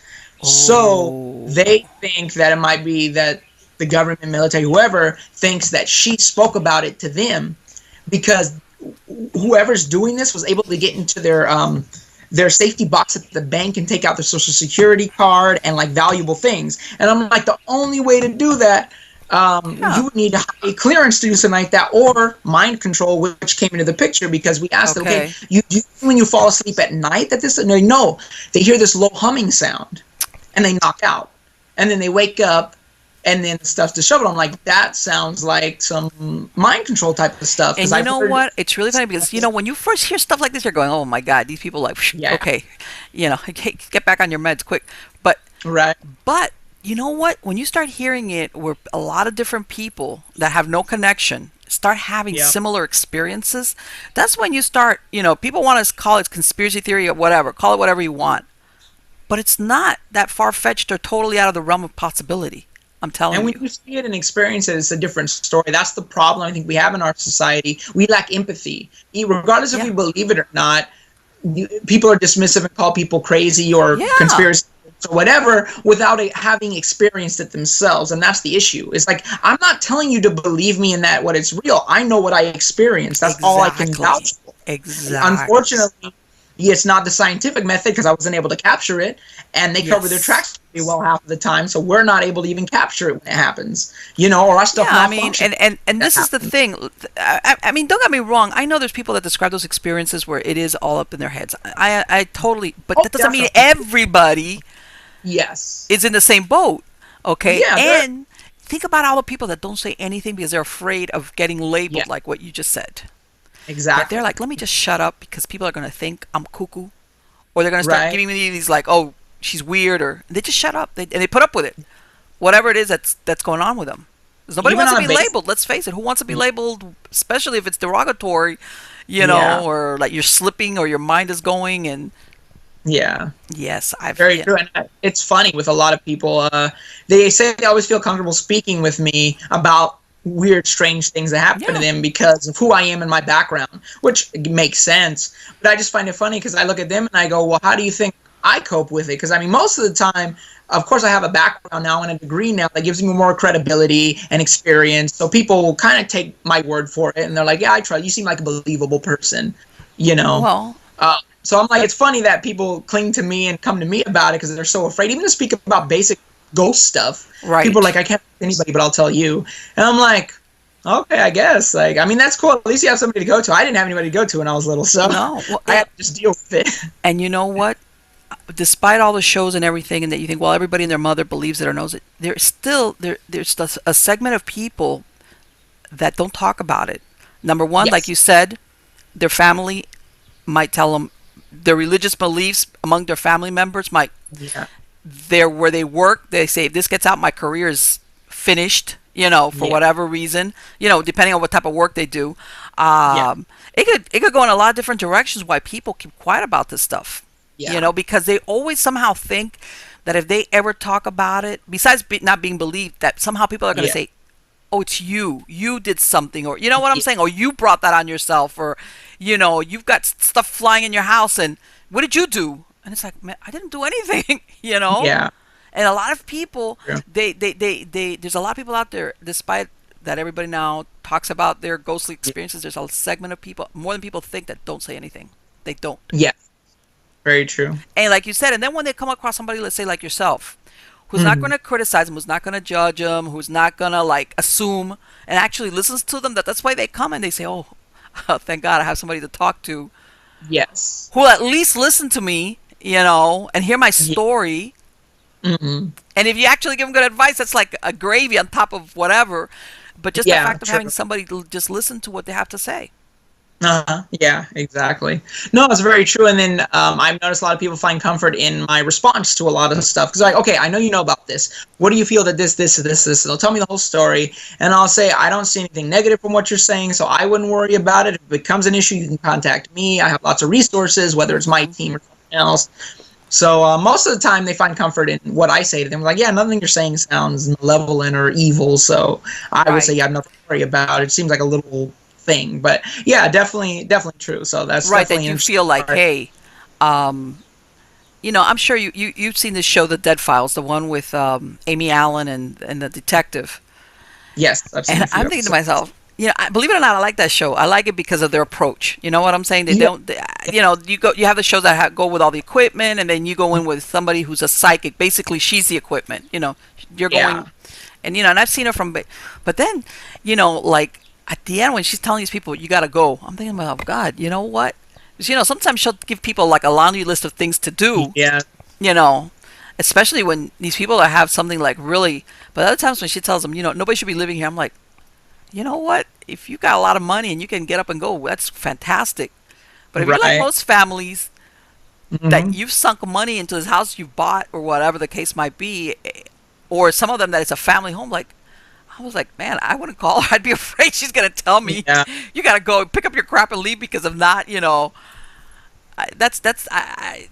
not going to, I imagine that there are circumstances where you do have places that, for whatever reason, whether it's the land and then what was built on top of it or what happened, or, yeah, they're not really the most hospitable places to live or to bring up your kids. But, sometimes when they tell them these things like, yeah, either move or, your kids are going to get possessed, it's like, well, okay, those are my choices. Right. Yeah. I kind of have a And problem with that. I agree because I think there's lots of resources, you know what I mean? But Yeah. unfortunately, the paranormal field as a whole, and unfortunately, I'm kind of a part of it too, not on purpose, just because the way I do things. But we're very divided. People are looking for fame, unfortunately. Like, I've had Yes. multiple clients call me saying that they called the paranormal team and they told them, "Oh, you're crazy. That can't happen," off of an experience, or they just took photos and video that they had and left. Yeah, And so same. all that kind of stuff doing that. is just crazy. And I always my quote to live by is: a smart person thinks he knows everything, a wise man knows he knows nothing. Exactly. And I live on that spectrum in the paranormal field. It's paranormal. It's not understood. So how do you claim to have one answer when there's really no answer yet? There's things that work sometimes, but they don't work all the time. Yeah. So it's like, I think in that mindset where I look at any possibility, and I'm willing to work with anybody and anyone as long as they seem to have integrity and respect for exactly. But you don't find that a lot, unfortunately. Like, most people are like, oh yeah, this is this and that, and you got to do this. And like, no, you don't have to. That's the beauty of it, is it's open you know enough. what? And I'm not going to tell you, but it's not always a one size fit all kind of. Yeah. You know what? And for example, let's sometimes you start with the family dynamics. If you've got some family dynamics that are funky to begin with, you're thinking, you know what? You might need a little bit something more extreme here because you guys might be part of the problem to begin with. Yeah. Okay. Definitely. But if you go into a household where everybody's okay, or maybe they're just like, what is going on? And like you said, something came in off left field, but everybody's pretty level-headed, and then you could say, okay, well, these are your options. You don't have to do the extreme stuff. Maybe you need to sage your house and whatever your religious beliefs are, pray, whatever, and that's all it takes. You can't always apply the same solutions to everybody across the board. Exactly. And there's some people that I look at them and I'm thinking, you know what? We could do whatever we could to this house, but I bet you that if you moved someplace else, you're probably going to end up having some version of the same problem later on. I don't know if you've found yourself in those scenarios where you kind of see, like, because of the lifestyle or what the dynamics and the whole thing, it's like, okay, you know what? I'll help you now, but I know that you guys are going to have, you're going to have run into this scenario more times later on, and it's not, and it makes you wonder, at what point do they realize it's not the place you're living at, it's you guys. Yeah, no, it's very true. I've dealt with people where when we asked them our line of questioning, that they said, oh, this stuff, followed us, we moved to a different place and this and that. So yeah, of course. Yeah, I mean, and most people, unfortunately, they don't look realistically at the situation, that maybe it is you and what you're doing, and the type of attitude and behavior you have that's bringing in that. I mean, I believe in the law of attraction. If you live negative, you're going to draw in that negative. If you live positive, you're going to draw in positive. So it's definitely in that realm. I found that in the spirit, when it comes to the paranormal, the supernatural, like attracts like. I guarantee you, I've seen it. As long as I've been doing this, I've seen it happen again. You're an angry person, you're going to attract angry entities. Okay? Yes. It's like that magnet and steel kind of thing. You're putting it out there.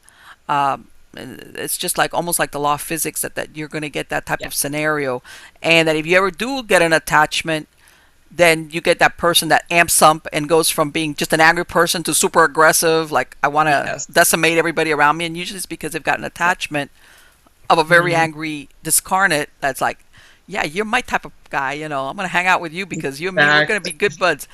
I'm sure, have you ever seen that movie, oh my God, the one with Kevin Costner and William Hurt? Oh my God, that he plays the part of the serial killer. Oh geez, I can't remember. It came out like maybe 6 or 7 years ago, that Kevin Costner plays the part of this. He looks like this very upscale businessman, but in reality, he's going out there and he's a serial killer. He kills people, but he's really methodical. And William Hurt, he plays the part of. It makes him look like this guy has got like a split personality, and this is other character that basically has these conversations with him. And every time I see that movie, I'm thinking, I know that the way they're wanting to portray this is that this guy, for all that he looks like he's very normal and very successful, that he's got a split personality, which is the character that William Hurt plays. And I'm thinking to myself, people don't realize that might not be a split personality. If you've done anything in the paranormal, that very easily could be an attachment, a full-blown, either oppression or obsession or even possession, where you see what I'm saying? Oh yeah, definitely. Where they have that encouragement to do stuff like that. And every time I see that movie, well, a recent movie is a good example. The movie Split. I don't know if you saw that movie, but M. Night Shyamalan did it. And that it's this guy who has multiple personalities, but he actually physically can become the monster that's supposedly going after all of the personalities that they're trying to hide from. What's the name So of it? that Split. You know, I haven't seen that, and I usually have seen most of his movies. Yeah, that I would recommend that. Oh, I'm If you gonna just see get that. Yeah. it's really good. It kind of touches on that subject where it's like, even though this person has multiple personalities, there's a very real monster that's going after all of the personalities, and it Okay. takes over and physically changes him as well. Okay. And if a person like Yeah, finally there's mental possesses, illness there, but there's also yeah, yeah. there's also something else. It was The, very interesting on that level of the paranormal, where it's like something possessed and took over and yeah. physically changed this person. It was Let's face interesting. it, M. Night Shyamalan. After that, I See Dead People, which is one of my favorite movies. Like that's it. You Yeah, know, I always see some of the stuff that he's put out. You know, because it's like yeah. the way he sees things is a little bit out there.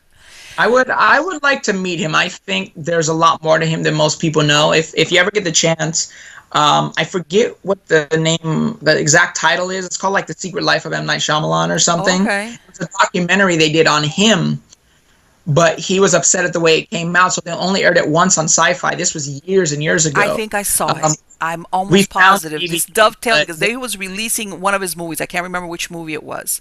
So Sci-Fi kind of let out this, like you said, like a little mini bio on him yes.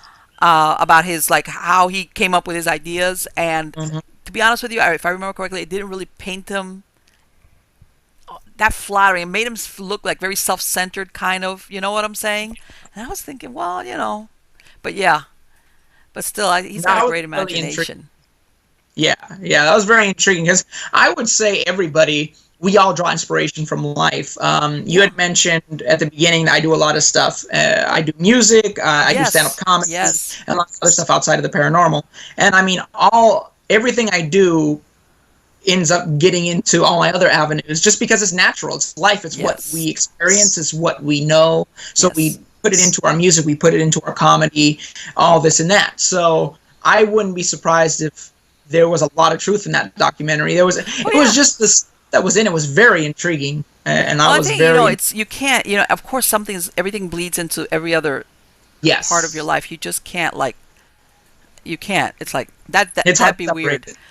You know, if you could like segregate your this part of your life and then the other one, you know, everything. Especially if you're into the creative arts. You know what I'm saying? Like whether what you said, you know, artistic, filmmaking, you know, and as a matter of fact, you have a lot of talented actors, artists that will tell you that their inspiration, what they call the muse, for lack of a better Yes. word, some of them Hmm. have actually kind of admitted that sometimes they feel like they're channeling, you know, when they Yeah. come up with either performances or they're creating something, you know, that they say, well, if I think back to, or when I look back at how I came up with that, I think that in that moment I was channeling Yeah. somebody, you know, and then they call it That the muse, but I don't see, yeah. I believe that that's possible. Yeah, no, I've heard artists actually name their alter egos when they Yeah. come up with something publicly. So it's very interesting. Yeah, it makes you wonder, their spiritual level too, and what they're connected Yes, with. yes, yeah. They're I mean to that's talk. and I know most people think of the muse as inspiration, strictly inspiration that you know you're in the moment and you know you get that great idea or that inspiration. But some of them actually they're kind of like refer to it as something much more separate in the sense of connecting with something or on a spiritual level Yeah. to create whatever it is that they're creating. You know, so like a little supernatural slant on that. Yeah, exactly. If you don't mind, I'm gonna grab my bottle of water right here real quick. Absolutely, go right ahead. Go right ahead. All right, thanks. Sorry about that. Don't worry about it. So, okay, so you're doing all of this, and let me ask you. I know. I looked at the biographies, and even though you said you're sensitive, you also said your brother is a medium. Okay. Yes. When you go out to investigations with him, how does he work as a medium? Has he ever channeled anybody? When you guys are out doing something? Usually not on a case. We haven't really had any channeling. We've done some channeling, but it was when we asked him a specific question, so it Okay. was related to the paranormal, but not on a case. Most time on the case, just how we run it. I call us balanced because we use the scientific method as well Right. as spirituality with my brother. So we use both to try and, help validate one another. Okay. As legitimate. Right, which is So that's great. why we do both sides. It comes to channeling. I won't mention because I can't mention a lot because it had to do with a celebrity and the death of a celebrity. Okay. So I had through some people I know in the industry, I was able to contact these people and actually get the message to the family. But it was a celebrity who had passed away. I went to see this movie that it was the last movie that this person did, and as I'm watching this movie, the right side of my head starts hurting, and that's usually when something's trying to communicate with me. I have that start happening. I don't have migraines or headaches. It's not something that is very Right. common. Okay. But when something is trying to communicate, I just start getting like a headache feeling like on the right side of my head, Okay. and I feel like somebody's trying to communicate. Something's trying to get through. And as I'm watching this movie, my wife noticed it because we were watching the movie together, and she's like, "You okay?" I'm like, "I don't know, my right side of my head is hurting," and I don't think the way they said this person died is the way they actually died. That's what I'm getting right now. Okay. So we get home after the movie. I see my brother, and I'm like, "Hey, Marcello, okay, perfect, you're here. Let me ask a question. Is this how the person died?" And this is the first time I see my brother channel. He didn't try to channel; it just kind of happened. Okay. My brother's mannerisms completely changed. It was like he wasn't himself. And I said, first of all, your performance was amazing. And I literally saw him get shy and say thank you and like get very humble about it. And I was like, wow, that's like, and my wife's sitting there next to me, my family, my mom, my grandma as well. And we're all just like, what is happening? Like Marcel's never done stuff like this. So we're talking, we're trying to get answers. And look, I want to ask a question. It may be hard, but I got the feeling that you or someone was trying to communicate that the way you died wasn't the way you actually died. That was, incorrect. Okay. And my brother starts responding with, "That's correct. It wasn't what they said it was. It was actually a family member that poisoned something of mine. But it was able to be hidden with the drugs that were involved with it."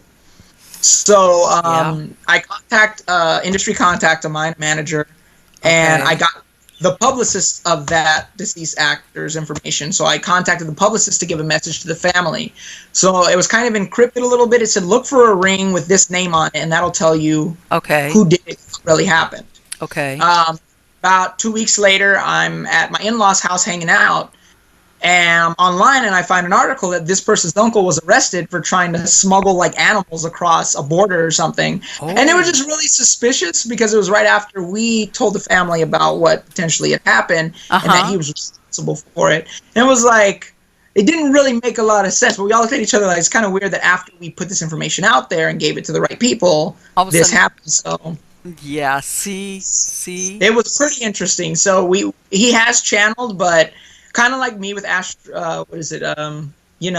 projecting, like it happens, me trying to do it. My brother he channels without him trying to channel. Like it'll just, I guess if the connection's strong enough. Let me ask you, has he ever gotten impressions before you actually went out of the case, or even before you might even have had a case, that he ever told you, I'm getting something, and then you guys get contacted, or let's say you're planning, let's say on the weekend or wherever, we're going to go out, and he starts getting, or you start getting some type of feeling or even idea, or even that entity, whatever's there, trying to communicate with you guys, like, because they don't measure time the same way we do. Exactly. It hasn't happened like that in particular, but we've had where like my brother wasn't able to make it to a case. Okay. And literally on the way to the case, he calls us and says, "Don't forget to say hi to the old lady." And like that night, we communicated with some old lady through our EMF meter. So we had that happen where he's distant, but he'll call or he'll contact us and say, "Look into this. Make sure you check this out." See, that's what I'm talking about. That's what I'm talking about. That even though he's not there. Yes. Okay, he's wired into the whole system. yeah, it is, because that's the way it works. That's the way it works. You don't have to physically be in that space for you to pick up, or if you do have some type of intelligent haunting or spirit that they're doing their own thing, like giving you a heads up. Yes. About some, and I've told people, sometimes I would, not all the time, But a good portion of the time, I knew that I was going to get called in on a case because stuff would start happening, little stuff, really minor stuff. But when you're aware of it, you pick up on it, that it was like, oh, I'm about to get contacted for a case. And sure enough, within less than 5 to 7 days or less, I would get an email. I would get something telling me, oh, hey, we've got a case. Can you either do a pre-interview or whatever? Because it's almost like they're ahead of the curve on what's going to happen. Yes. And they know who the players are going to be. Yeah, very true. With us, and I don't know if it's because I've been told I have that strong energy that they know who I am. It's either been two ways when clients have contacted us, actually. Okay. Like right when they contacted us. Either activity spiked to major amounts when they contacted us, or died completely, and they were like, we don't need you to come anymore. So we've had that happen multiple times where they called us, can you come in this? You know what? It's almost like they want you guys not to go out there. Exactly. Yes, so I've had that. And you have that a lot of times almost where like, the last thing they want is an intervention. Yeah, like let's come down quick. Which of course leads you to believe that what you're talking about is intelligent hunting, not a residual stuff or anything like that. Like they're aware, you know what? Yeah. We might get kicked out or crossed over or whatever, or the jig is up, Yes, I've that's happened to me on more than one occasion where we've gotten, whether it starts with an email or a call from the client and come out, everything is set to go. Yeah. And then all of a sudden it comes to a screeching halt and they'll tell you, oh, something came up, whatever. Can we? And you're like, okay.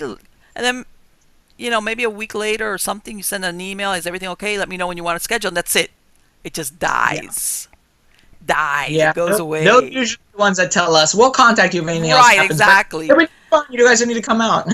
Yes, I mean, see, I'm gonna see what we're gonna do, and then they won't contact anymore. Right? So. No, and and it's like, okay, a couple of days ago, you couldn't get me out there fast enough. Okay. Yeah. If I would have told you I'm going out there tonight at midnight, you would have said, yeah, come on over. And then all of a sudden and I was like, I mean, it's like, okay, all right, but whatever. Usually people like that, like I said, I wait a week or 2 weeks, and I send them like a courtesy email. I said, okay, just checking back. Let me know if you want. Just let me know. Yeah. But it kind of like, and I was like, yeah, that's my first indicator that you got something going on there that is aware. Yes. That once you become really aware, in other words, that somebody from the outside confirms for them, yeah, you do have something going on, and this might even be it. That they're afraid or that family's going to start praying or actually doing something. Yeah. They say, let's pull back and let's let this go by. Yeah, very true. Yeah, that happens. But see, it's only when and I'm glad to talk to another investigator that's had that happen to them, because that does happen. Yes. When you get like basically interference. Yeah. We need to sabotage this investigation quick. Yeah. And you know what? And don't get me wrong. And I know also that there are people that they're almost afraid that once you go out there and you actually do confirm for them that they do have something supernatural going on, it's like then they can't dismiss it anymore. Oh, my imagination, or that it was the raccoon outside climbing. It's almost that they're afraid of having that confirmation of a team going in there and telling them, yeah, we captured, whether it's an EVP or we got this, and what would you like to? They're like, okay, then it's like, okay, then what do I do? So they rather have that ambiguous, I think it is, but maybe not, and. Yes, we've had a few clients like that as well, where like they'd have their daughter contact us, if they're an older woman or a man or whoever, and say, oh, hey, we think there's something on my house, we want to get it checked out, or we want to look for advice. Okay, well, this is what we usually do, and we investigate and goes, oh, they don't want to do that, and they just want to do this. And I'm like, well, you're not giving me any information. I need to know what's going on in order to try and help you with your situation. Right. So I have to know details of everything in order to get. It's like a medical procedure. You know what I mean? I have to know what's the problem in order to fix it. I can't. Of course. Well, get a scalpel and cut and see if that works. Yeah. So yeah, it is that fear that like, oh, it's real once we come in and say it's real, or it's validated by someone else. Yeah. In other words, you have nothing. You called me in, and I'm telling you that, yeah, you guess what? That stuff that you're hearing, Mm. there is a supernatural agent behind it. Yeah. So, and then it's like, well, then what? Okay, then people, of course, their imagination runs away with them, and people go to Yeah. the worst case scenario, which is Yeah. the favorite password of the paranormal shows. It's demonic. Oh yeah. Everything is demonic. As a matter of fact, very Yeah. rarely is it. It is. I'm not gonna say it never happens, Yeah. but 9 times out of 10, it's like, if it is some type of active or intelligent haunting, it's a regular dead person. Yeah. Yeah. No, it's true. Yeah, I've noticed that in particular with one show. I would call it Douche Adventures because of the way they act. But Yeah. everything's demonic in that show. Like no matter what it is, Oh it's like yeah. here's a demonic toilet. It's like, let's take it to the nth degree of how Yeah. horrible can this be, and it's like, how does that happen? How did it go Yeah. there?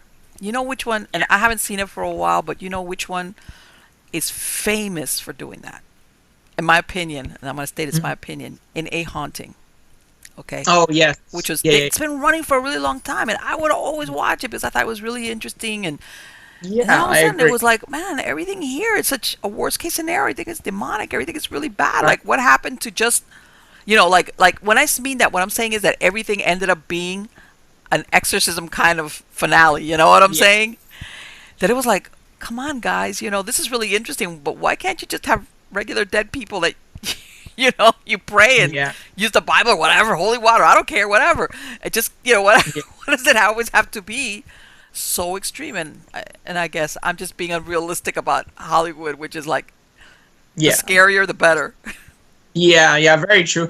But not only that, I would say the problem is it could be that a lot of those cases could be true and maybe have that Of kind of course. title. But the problem is the way they present it, it makes it sound like everyone is like that. Yes. The reality is they're handpicking every case that sounds the most extreme to Yes. present. Yes. And they're throwing out the ones that are the regular hauntings, the one that you can sage away or whatever you do. Right, And they're exactly. picking the Or ones that are or most extreme, where the people have the most fear, and you make it sound bad. So even if, say, every episode of that is true, which could potentially be yeah, because you have of course. such But yeah, if you're people on filtering everything, like, let's. yes. Oh, that's You're too filtering tame. Forget that one. Yes. So that's the issue, is that they're only showing the extreme cases, and it makes it lopsided and seem like, because people come to me and go, oh man, how many times has this happened? Like, never. Like, Yeah. honestly, 90% of the time it's nothing like that. 99% No, it's realistically. like, yeah, it's like, Like no. after one or two times where things seemed pretty crazy, but still not as crazy as what TV portrays it as. Like, one thing happened, not all the things that they say happened. Right, exactly. And unfortunately, people have these expectations, almost like the tail end of it, that if they suspect or they think that something's going on, that they kind of like go to, like, oh my God, the next thing, the priest is gonna come and exorcise me or something, Yeah. And it's like, no, no, no, no. Believe me, that's the rarity. That's not a common occurrence. And just Yes, because you're exactly. you're hearing noises in your attic, that doesn't mean that that's what we're looking at. But it is what True. it is. We So- found nests in attics before where they heard noises, so Yeah. Oh my we're God. like, an exterminator, not a Ghostbuster. Oh my God, yes. I have an upstairs. I have an older house, and I have birds that somehow at the eaves way up there, they made like a little hole, and they go in there, and if you're in that bedroom where that wall is, it sounds like, Yeah. what is going on? Exactly. You hear like scratching and And of they had course, I rodents. went out so there the and I looked, and I said, a hole, and sure, there's birds, and they come back every spring. They have Yeah. a couple of nests there, but if you're in that room, you would. I remember one time I had somebody that they stayed over, and I said, "Yeah, use that bedroom upstairs." And they come down those wooden stairs up. You hear, when the wooden, they're coming down like. Yeah. I'm looking at it. I think I was in the kitchen. So I go, "What's wrong? What's wrong?" I heard something upstairs. Because I didn't think to tell them, like, "Hey, you're gonna hear there's birds nesting in the wall." They had this face like, and I'm like, "What do you mean?" I was there, and it was like a scratching, and like, and I was like, "Wait, stop! What did you hear?" And no, it's birds. But they were like ready to like tear out of my house. And it's like, calm down. The imagination of the mind. It's the a lot of birds the that time. nested there. Yeah, very true. Now, imagination mind is something we talk about all the time, and some people don't like it, but you have to be realistic. I studied a lot of psychology on my way to parapsychology, and I learned a lot about the human mind and how it works.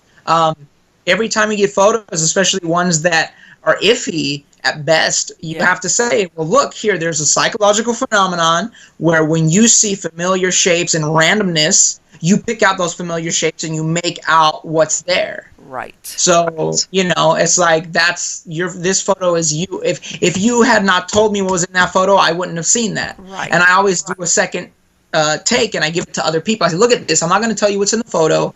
Look at this. Do you see anything? And if they see the same thing, okay. If they don't, if people see different things, that's how you test that. But you don't suggest something to them ahead of time, like, hey, do you see the man there behind that tree? It's like, exactly. Yeah. Like, I'm going to show some other people and let you know what I see, what they see. And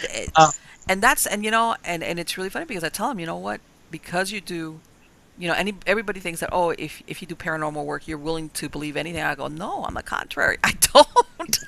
I don't. I leave that as my last option after I've taken out all the other possibilities.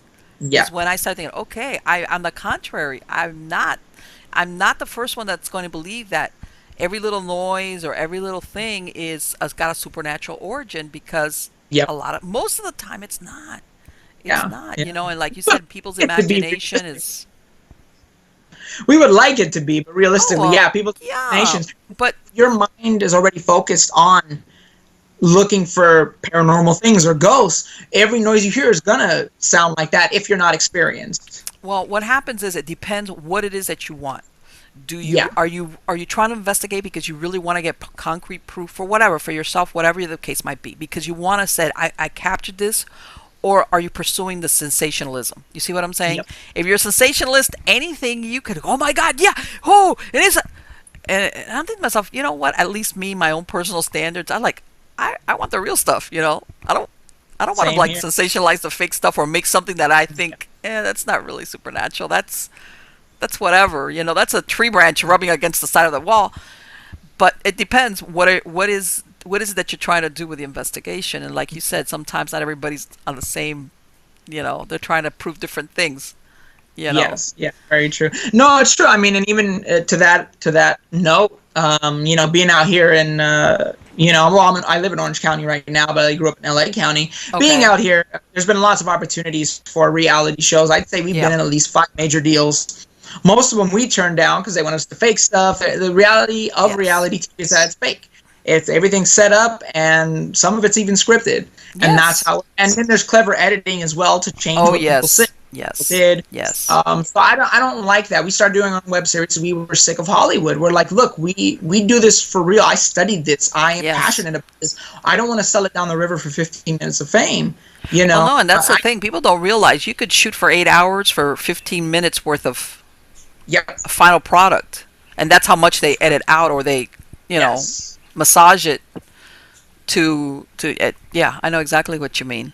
But that's what I'm saying. It's sometimes, it's good because it's brought the paranormal, the supernatural more into mainstream, which I think is good, so that people don't give you funny looks.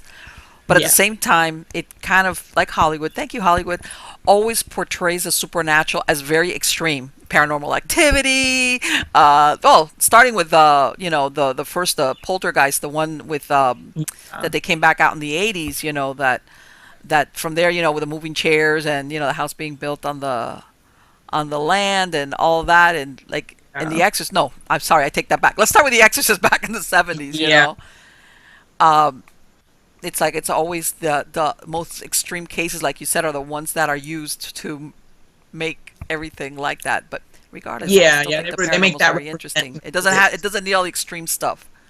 No, I mean, and I'm the same way as you. What you mentioned earlier about, I'm looking for the real stuff, and it's exciting when real stuff happens, even if it's minimal and not an object being thrown or someone being scratched or whatever. Like, oh, I saw something, and that was amazing. Like, I'm excited that I saw that, and I had a witness to it, so even better, Yes, exactly. And it gets to the point that sometimes I say, you know what, sometimes things happen and you don't have a camera handy or a microphone or whatever. Yeah.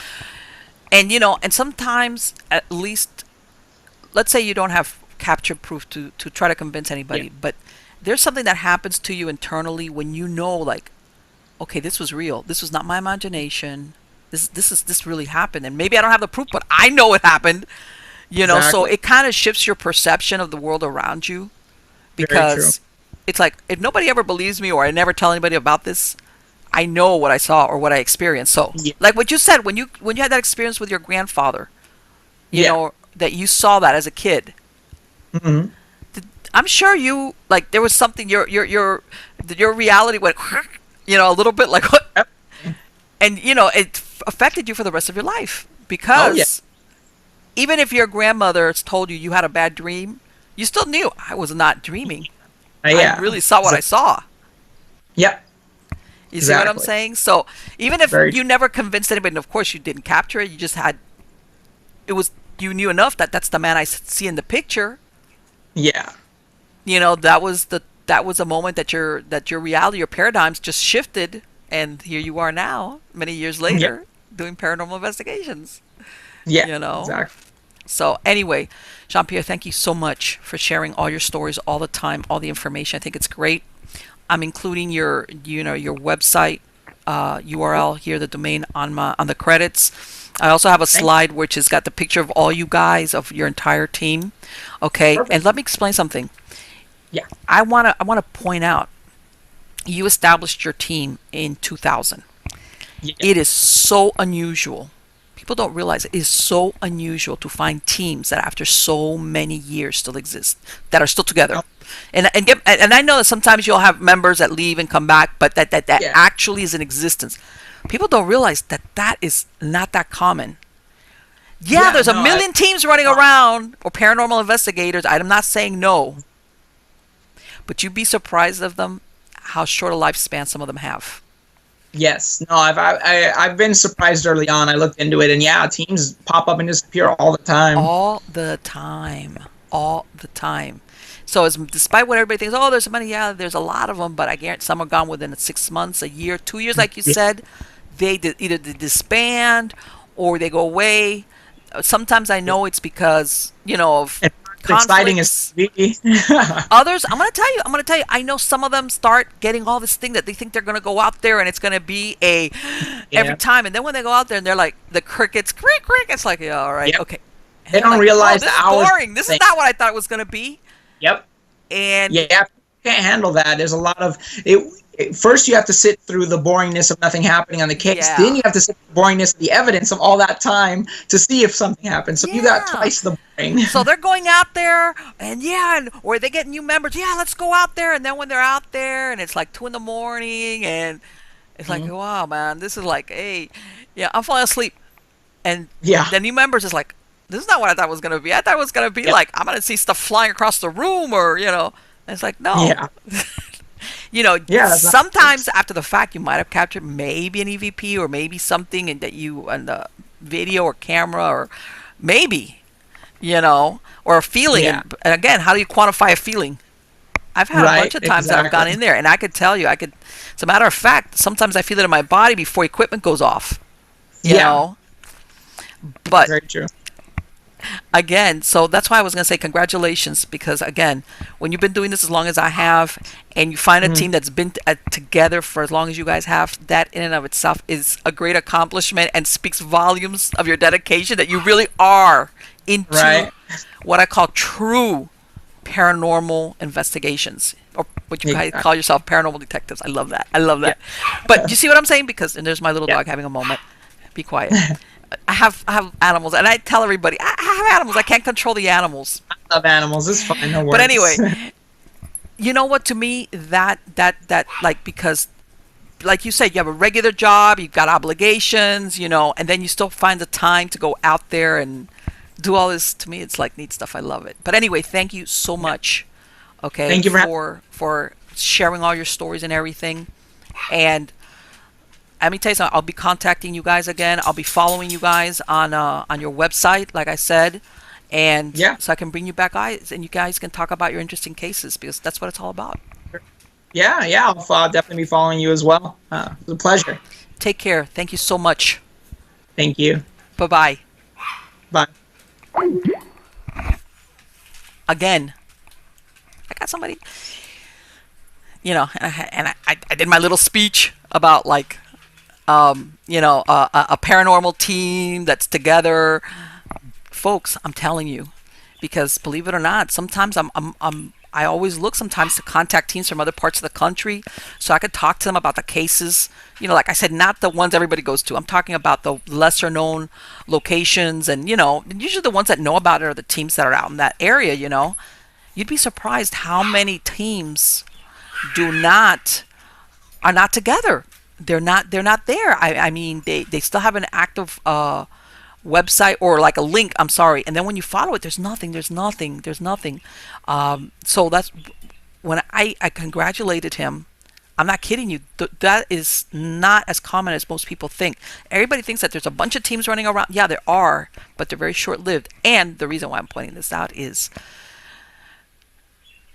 people don't realize that when you bring a paranormal team into your house to do an investigation, even if in the end they don't find anything, okay, you are opening your home to strangers, okay? And you have to always think, who is it that you're opening your door to? That just because sometimes you get a group or a bunch of people that call themselves paranormal investigators, that does not give them a green light. And the reason why I'm saying this is almost like a cautionary tale. And if you ever contact a paranormal group that does not give you the right vibes, do not let them come to your house. Go look for somebody else, even if you're in desperate circumstances, okay? Because I'm telling you, people don't think sometimes that you're allowing a group of people or strangers into your home that might not be professional, that might not know what they're doing, okay? And basically that you could end up either the same situation or worse after they leave, especially if they don't know what they're doing. Okay, so again, and I say this because most paranormal investigators are very serious, and they are professional, and they are trustworthy, and they do care about their clients, trying to help them anyway. But that doesn't go across the board. I don't give all paranormal investigators a pass. I have gone in on some cases where the clients have told me of teams that have gone in before I did, and some of the things they told me, I was like, wow, I can't believe that people come out into other people's, like, very unprofessional, very untrustworthy, some of them to begin with, after all is said and done. And in a couple of times, I feel that they made what turned out to be an active haunting much worse, because what they brought with themselves as investigators, they had something walking with them that was like a catalyst that put that up to the worst degree. Again, not everybody that calls themselves a paranormal investigator is square with where they have to be up here, and spiritually, whatever your spirituality it is, square to do this type of work. Okay? Because believe me, and this is coming from somebody that absolutely has had proof more than once that there is such a thing as the spirit world, that there are supernatural agents out there, and that just because you feel the need to help somebody, or you're attracted to it for whatever, to be a paranormal investigator, not everybody that puts up a website really should be doing this type of work. So again, bottom line, if you're a client, okay, or the same thing, if you're a paranormal team and you need some new people and you bring in members, and I know most of the people that I know, they kind of like they vet their members really well, but sometimes you might get somebody who has not had that much experience, or they're really desperate for members because they just need coverage. Not all your members are always going to be available for every time you get an investigation. You got to be really careful who you let on your team, for practical reasons, because this is who the person's going to represent your team, and you're bringing into somebody's house. Okay, it might make you like kill your credibility. Okay, and then on the spiritual level, if you've got somebody who is got something walking with them, that's the best way to describe it. That you are basically they're a liability to your team. I'm not talking about that they're going to give you a bad name. They are a liability to your team. Okay? And if you take them to a house or a location or whatever that truly has got an active haunting with just a little bit dark, oh, that's just like adding gasoline to the fire. Okay, I'm telling you. So again, same thing. Even though you got people that ask to be part of your team that are all eager, and basically they tell you, hey, if you need me 24/7 at whatever time, I will be there. I will do it. Blah blah blah blah blah blah blah. They promise you the moon. Think twice about it, because that can end up being more of a headache than it's worth. Okay. And believe it or not, it's not been the first time that I've been contacted by team members, different team, team leaders of different, totally separate, where one of their team members, supposedly after they go do an investigation, supposedly has an attachment, and things get really, really bad, and they're like pulling their hair out. Turns out this person had something with them before they even joined the team, okay? And then it just amped up, and they're pulling their hair out thinking, oh my God, this person got an attachment, or something happened, or something followed them from this last investigation, and then maybe they did all the right things, and they're like, they just can't make head or tails of it. And then, they contact me later on, because we stay in touch, and they tell me, you know what? I got a hold of somebody through either directly to that person involved or some other person, this person has been having very malevolent and sinister experiences with the supernatural attachments before they even came to my team. Like, wow, if I would have known this, forget it. That's what I'm saying. Yeah. You got to be a little bit careful when it comes up. But anyway, guys, back to that. Happy. I hope you guys liked the show. I loved speaking to Jean-Pierre. Okay, I was reading the bio of all his teams. I urge you all to go on his website. The URL, the domain is on there on the credits for the show, so you can visit their website. And he's got a very well-rounded team. He does. He really looks like he's got a super well-rounded team.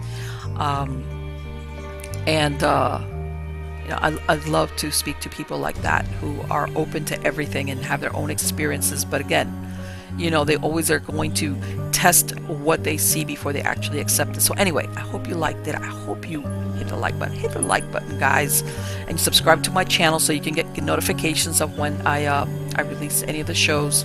Again, when I live stream, I'm going out in the field a lot more. I live stream on Twitter and on Facebook. Okay, for Miami's Ghost Chronicles. So find me out there, and you're going to see me doing a lot of great field work.